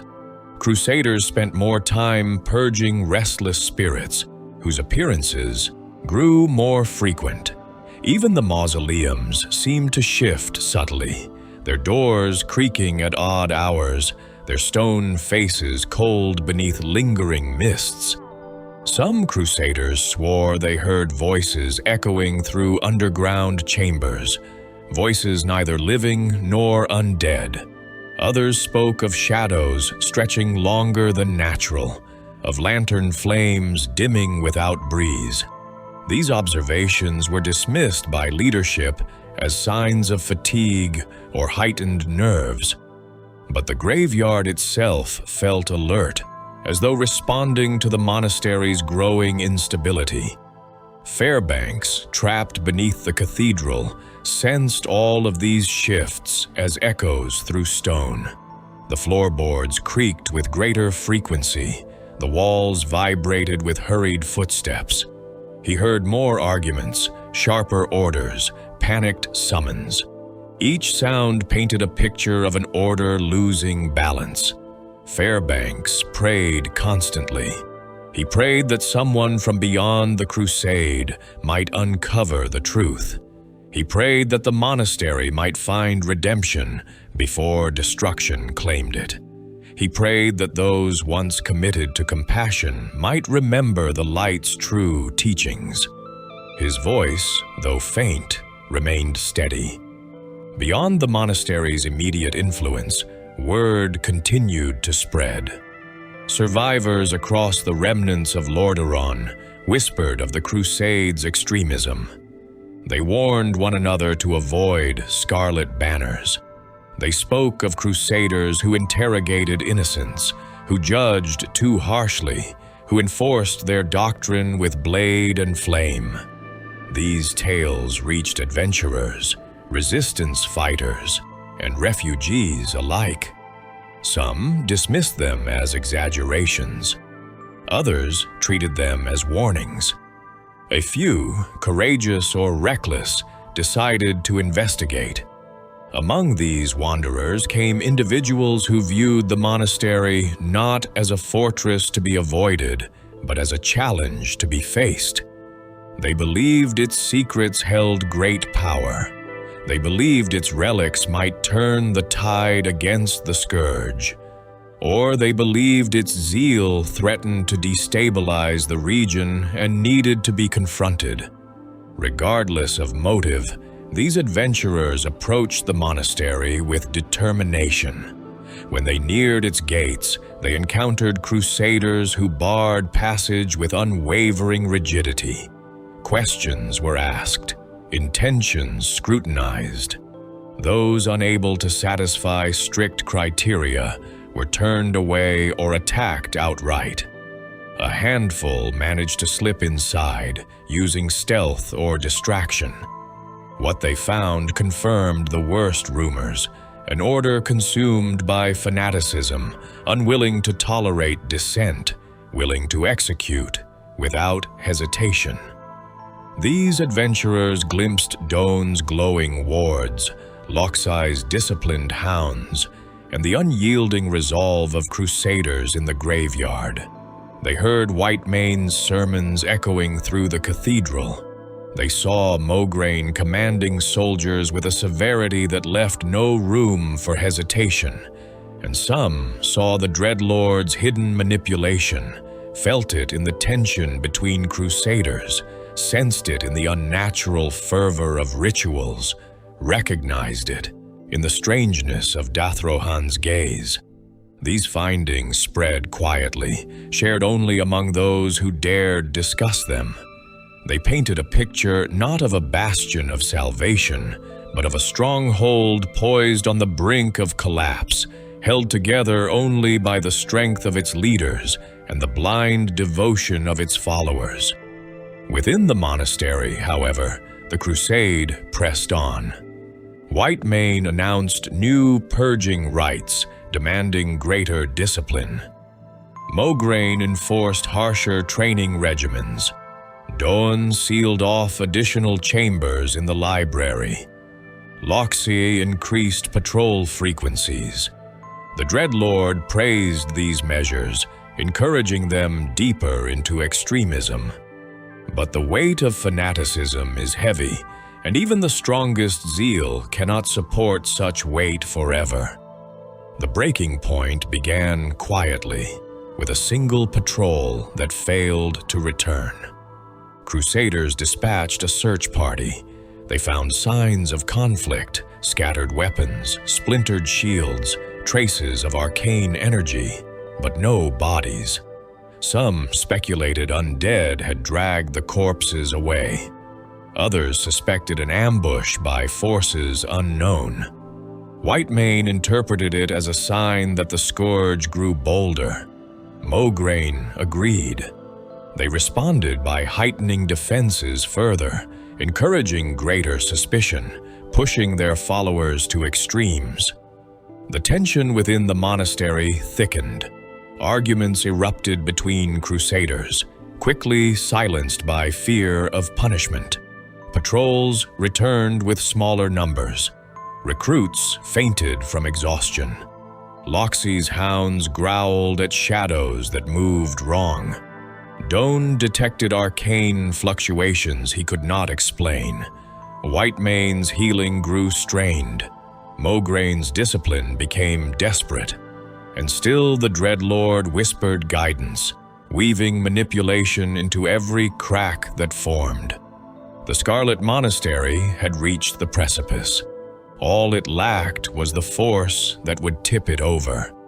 That force came from beyond its walls.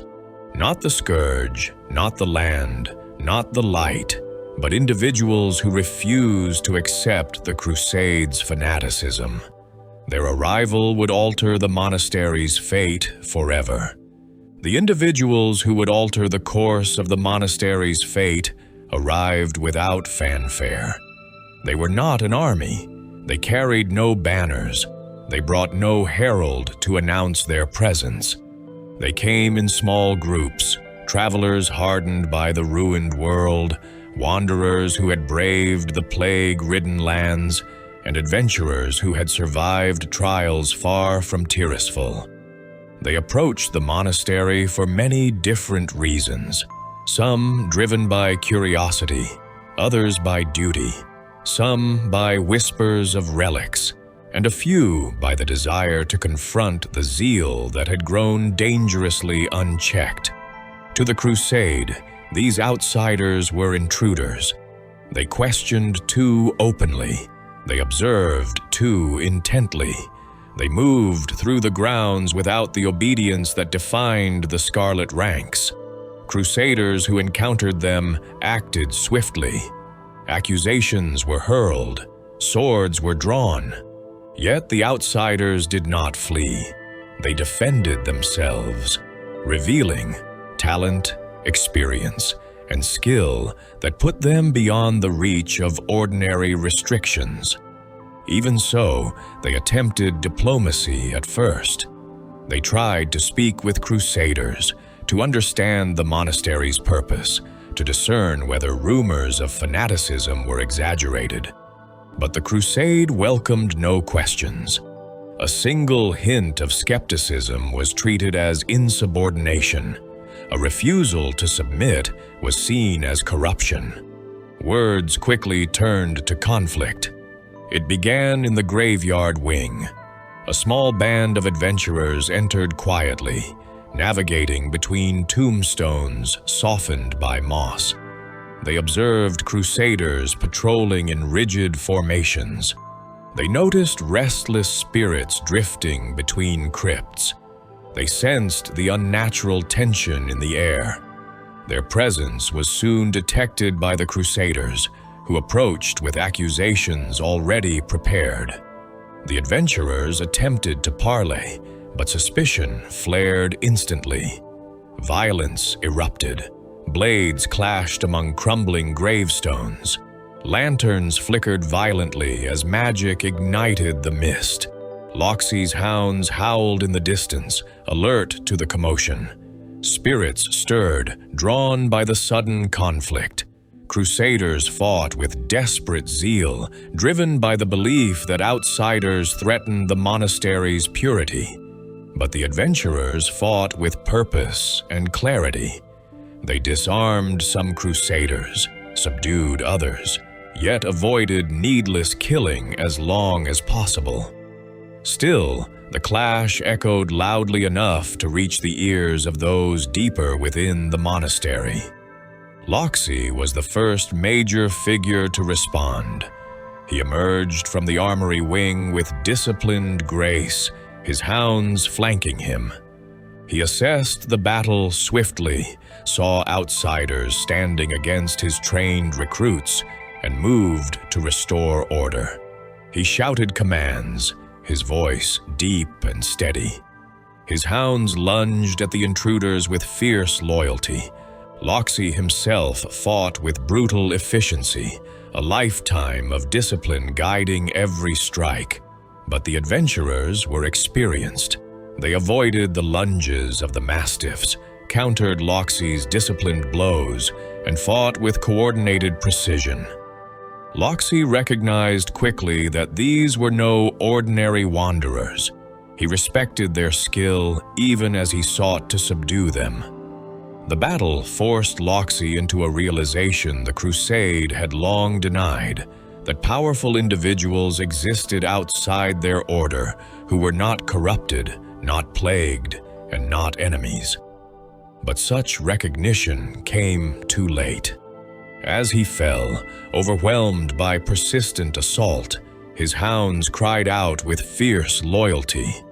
Loxi's defeat sent a tremor through the armory. His soldiers, witnessing their commander's fall, wavered. Their foundation cracked. Word traveled fast. Crusaders rushed toward the graveyard. The cathedral bells rang in alarm. Whitemane and Mograine were summoned immediately. Their responses differed. Whitemane reacted with fire in her veins. She saw outsiders invading sacred ground. She saw danger. She saw corruption disguised as adventurers. She gathered her acolytes, her staff, glowing with holy power, and ordered an immediate response. Mograine, hearing of Loxi's fall, felt a deeper sting. Loxi had been one of the Crusade's most dedicated commanders, a symbol of discipline unmarred by politics.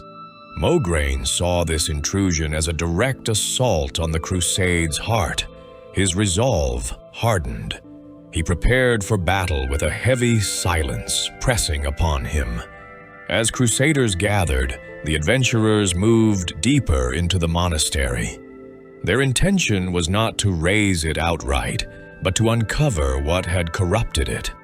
They passed through the graveyard's iron gates into the main courtyard, encountering resistance at every step. Crusaders flanked them from corridors, using the monastery's architecture to their advantage. Arrows flew from alcoves. Magic flared from watchtowers. But the outsiders pressed forward. Their path next took them to the library wing. Here, the air crackled with arcane energy. The looming silence of shelves stacked with ancient tomes made the space feel less like a sanctuary of knowledge and more like a waiting storm. Doan sensed the intruders immediately. His wards vibrated, reacting to their presence.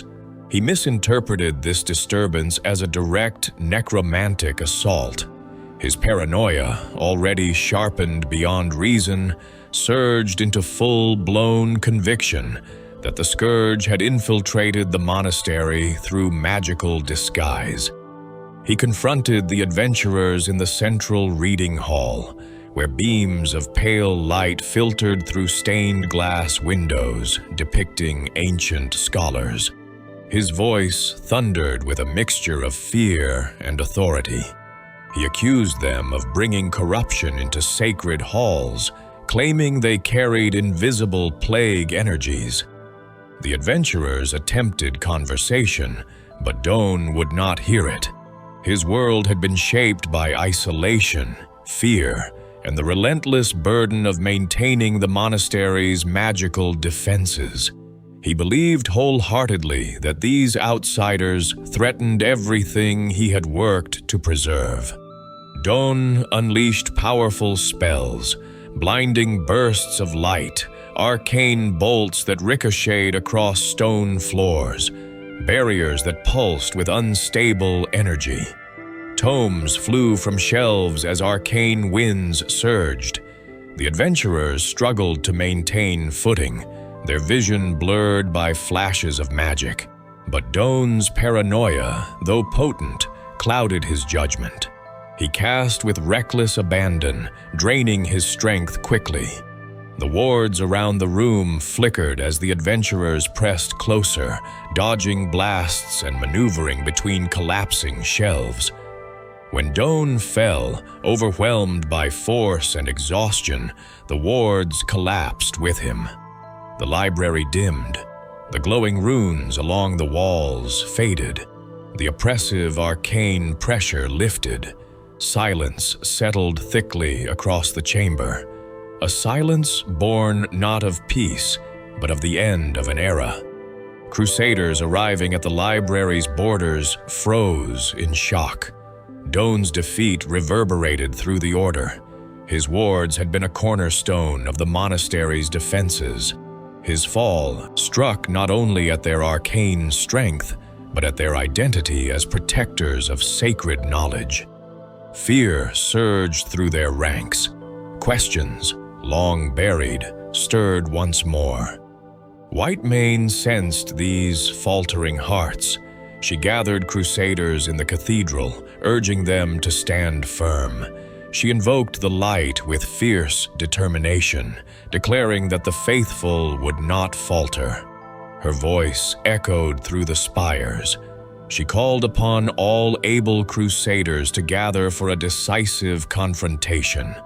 Her resolve blazed bright, but desperation glimmered beneath. Mograine, meanwhile, walked the monastery corridors in grim silence. He saw fallen crusaders carried past, their armor dented, their faces marred by conflict. He saw veterans, men and women he had trained, glancing at one another with fear in their eyes. He saw Loxy's hounds wandering aimlessly, confused by their master's absence, and he felt a sharp ache, deep and unhealed, for the family he had lost and the hope he had let slip too far.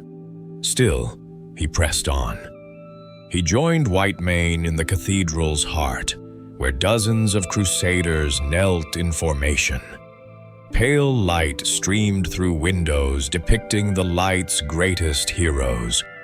Mograine stood beside Whitemane as she prepared for one final stand against those they believed enemies of purity. The adventurers pushed forward toward the cathedral, the path lined with fallen crusaders. They encountered pockets of resistance, archers firing from balconies, zealots chanting prayers as they attacked. But each confrontation eroded the monastery's strength further. The swirling tension of conflict reached its peak as they passed beneath the cathedral's towering doors. Here, the Scarlet Monastery would make its final stand. Whitemane, bathed in radiant light, raised her staff. Mograine drew his blade, its edge glinting beneath the cathedral's soaring arches. Crusaders flanked them, though many trembled beneath their armor. The adventurers entered the hall, the air thickened with sacred energy. Whitemane's gaze burned with fervor. Mograine's expression was hardened by duty and grief. For a brief moment, time stilled, two forces standing opposite one another, neither yet striking, neither willing to yield. Then the final battle began. Whitemane invoked the light, flooding the chamber with blinding radiance. Mograine charged, his strikes heavy with the weight of his father's legacy. Crusaders hurled themselves into the fray with cries of devotion. The adventurers met them with precision, resilience, and unity. The cathedral echoed with the sound of steel meeting steel, spells igniting, bodies falling. Whitemane's healing prolonged the battle. She revived fallen crusaders, her voice ringing with unwavering conviction. Mograine fought with tireless fury, refusing to surrender ground even as he was pushed back. Yet the adventurers endured. They weathered the onslaught. They pressed forward. One by one, the Crusaders fell or retreated, their zeal overshadowed by fatigue and disillusionment. In the chaos, Mograine faltered. For a single heartbeat, his past returned to him. The memory of his father's fall, the betrayal he carried in silence, the weight of a legacy he could not repair. That hesitation cost him. The adventurers struck. He fell to one knee. His blade slipped from his grasp. Whitemane cried out, summoned the light in a desperate attempt to save him. But her efforts could not reverse the tide. Mograine fell, his armor ringing as it struck the cathedral floor. His final breath carried not zeal, but weary resignation. Whitemane, seeing her comrade fall, unleashed one last surge of holy power. The light surged like a storm, fueled by fury and sorrow. But the adventurers met her magic with all their strength. The clash shook the cathedral. Shadows trembled. Light faltered. And Whitemane, overwhelmed, fell beside Mograine. With her fall, silence rushed into the cathedral like a cold wind. Crusaders remaining in the hall dropped their weapons. Some sank to their knees, stunned. Others fled in panic, the foundation of their world shattered. The zeal that once bound them dissolved into confusion. And through the collapse of doctrine, the monastery, once fortress, sanctuary, and symbol, finally broke. Yet the monastery's final truth lay hidden beneath the cathedral floor. The adventurers discovered Fairbanks locked in his cell, weak, gaunt, but alive. They freed him from his chains and heard his testimony, confirming what he had endured and what the crusade had become.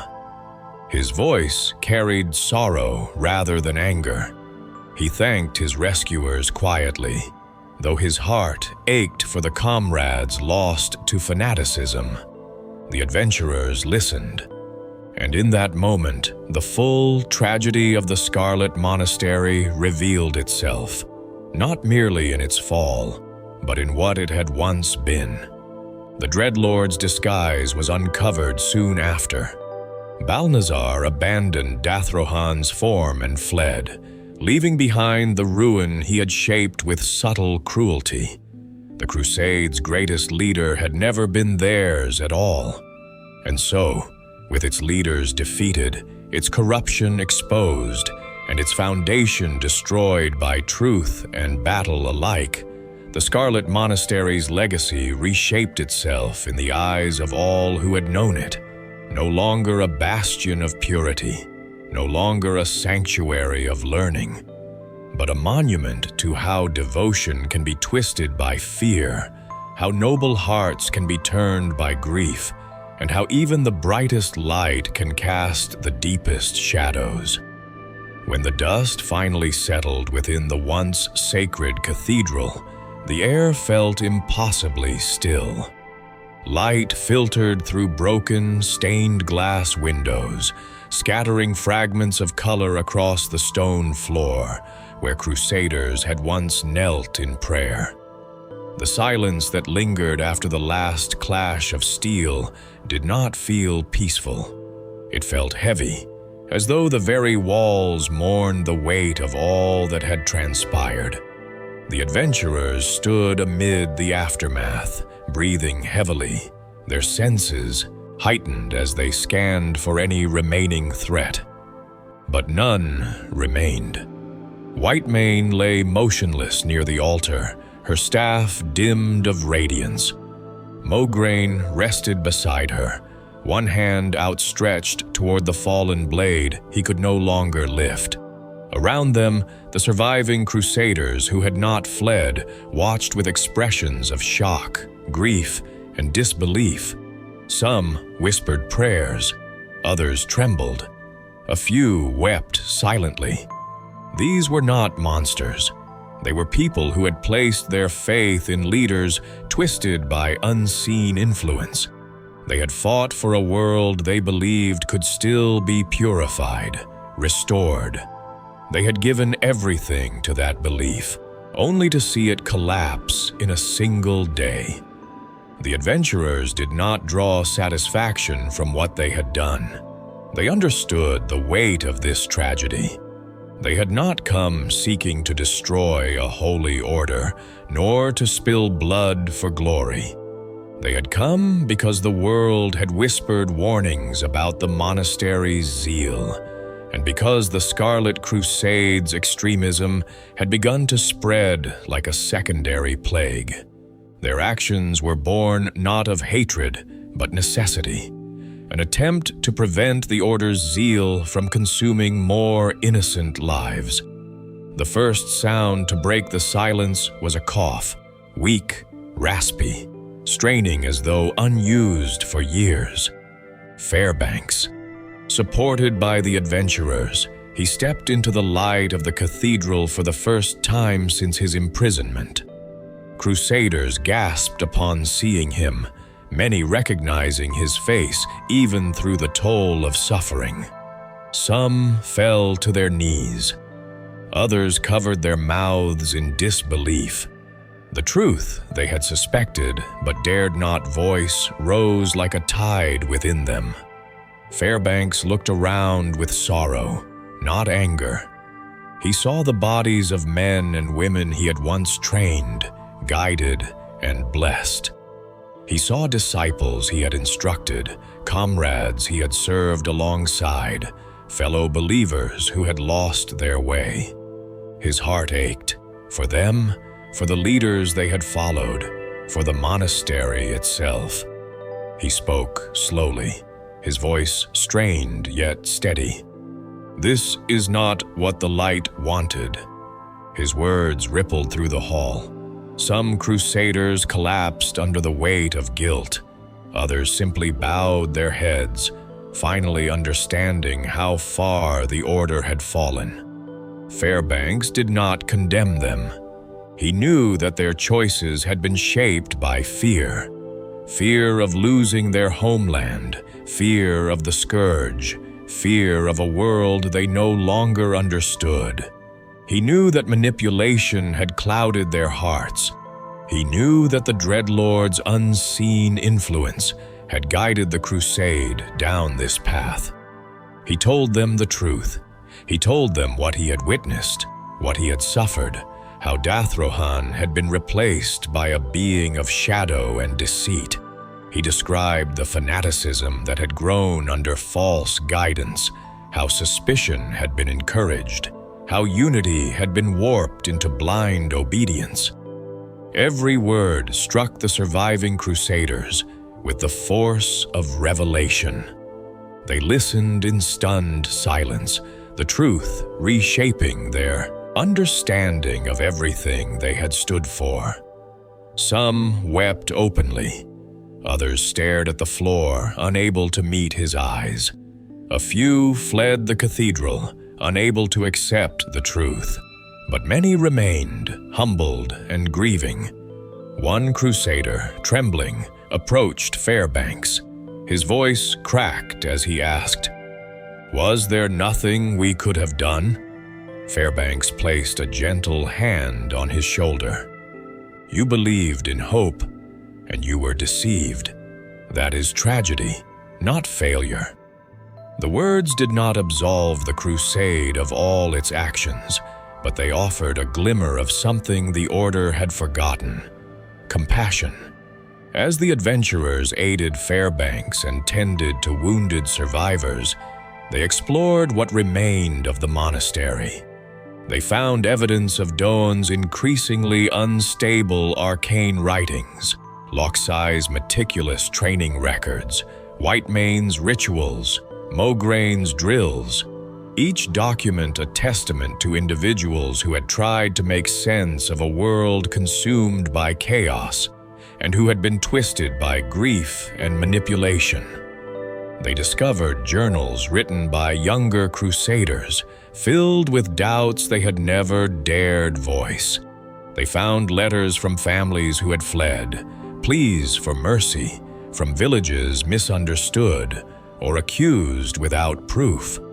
They uncovered fragments of the monastery's early days, when it had still been a place of healing and scholarship, when the light guided with warmth rather than fear. Each discovery deepened the tragedy. The Scarlet Monastery had not been born of malice. It had been born of hope, a hope twisted by catastrophe, sharpened into zeal, and finally shattered by truth. When Fairbanks had regained enough strength, he asked to walk the monastery grounds. With support, he moved through halls once filled with prayers, through courtyards once echoing with the footsteps of training crusaders, through chambers now empty and silent. Everywhere he looked, he saw memories, some sacred, some painful, all part of a story that had ended in sorrow. He paused in the cloister garden, one of the few places left untouched by battle. The once tended patches of herbs and flowers had grown wild, reclaiming their space. The garden seemed to whisper of what the monastery could have been, had tragedy not reshaped its destiny. Fairbanks knelt among the overgrown paths. He whispered a prayer, not for victory or purity, but for peace, for the souls lost, for the survivors, and for the land itself. In time, the adventurers prepared to leave, but not before ensuring that surviving crusaders were stable and that Fairbanks was safe. They carried with them not trophies, but truth. Truth that would spread across the ruins of Lordaeron, altering how the world saw the Scarlet Crusade. In the weeks that followed, the monastery stood in uneasy quiet. Some former crusaders abandoned the order entirely, seeking new purpose elsewhere. A few attempted to rebuild in smaller, humbler groups, vowing never to repeat the extremism that had consumed them. Others wandered, Tirisfal alone, unable to process the collapse of everything they had believed. Whitemane's acolytes, Mograin's students, Loxie's recruits, Doan's assistants, all scattered like leaves in wind, bearing scars deeper than any wound. And the monastery itself became a place whispered about in taverns and travelers' tales. Some spoke of it as a haunted ruin, where the echo of fanatical prayers still lingered between the stones. Others described it as a symbol of tragedy, a reminder that even the righteous can be led astray. Adventurers who visited in the years to come found remnants of what had been. A broken banner here, a cracked shield there, a cathedral silent yet still, heavy with memory. Fairbanks remained for a time, watching over the place he had served in life and suffered in captivity. He tended the garden. He walked the empty halls, offering quiet prayers for those who had fallen. He greeted visitors with honesty and compassion, ensuring the monastery's story, its true story, was never forgotten or simplified into fable. He told them of Loxie's discipline, of Doan's brilliance and paranoia, of Whitemane's fervor and compassion, of Mograin's grief-shaped resolve. He spoke of the early days when the monastery still held peace. He spoke of the Dreadlord's corruption. He spoke of how easily hope can become fanaticism when fear is given space to grow. And in the telling, the Scarlet Monastery's legacy transformed. It did not vanish into shame, nor was it glorified. It became a warning, etched into the memory of the Eastern kingdoms, that purity without wisdom becomes cruelty, that devotion without compassion becomes tyranny, and that the light, though radiant, must be guided by humility. The monastery stood long after its fall, a silent sentinel in the haunted woods of Tirisfal. Its stone arches weathered slowly beneath the gray skies. Its walls stood firm, though cracked, and its great cathedral rose like a solemn monument to all who had fought within. The scarlet banners eventually faded, their vibrant red dulled by wind and time, but their remnants remained, threads of a story woven into the history of Lordaeron. Travelers who approached in later years felt a lingering weight in the air, as though the monastery remembered every prayer, every oath, every battle. And perhaps it did, for some places carry echoes of the lives lived within them. The Scarlet Monastery was one such place, a vessel of memory, its stones saturated with the echoes of hope and zeal, tragedy and truth. And so the tale of the Scarlet Monastery endured, passed quietly across campfires, spoken in hushed tones, where its lessons mattered most, remembered by those who understood that even shining orders may fall to darkness, and even the purest hearts may be misled. Yet among all the stories told, one truth always stood at the center. The Scarlet Monastery was not destroyed by the undead. It was undone by its own devotion, twisted, tested, and manipulated until all that remained was a shadow of the light it once cherished. A reminder, in the end, that the greatest tragedies are born not from evil alone, but from the breaking of noble hearts. And that is the story of the Scarlet Monastery.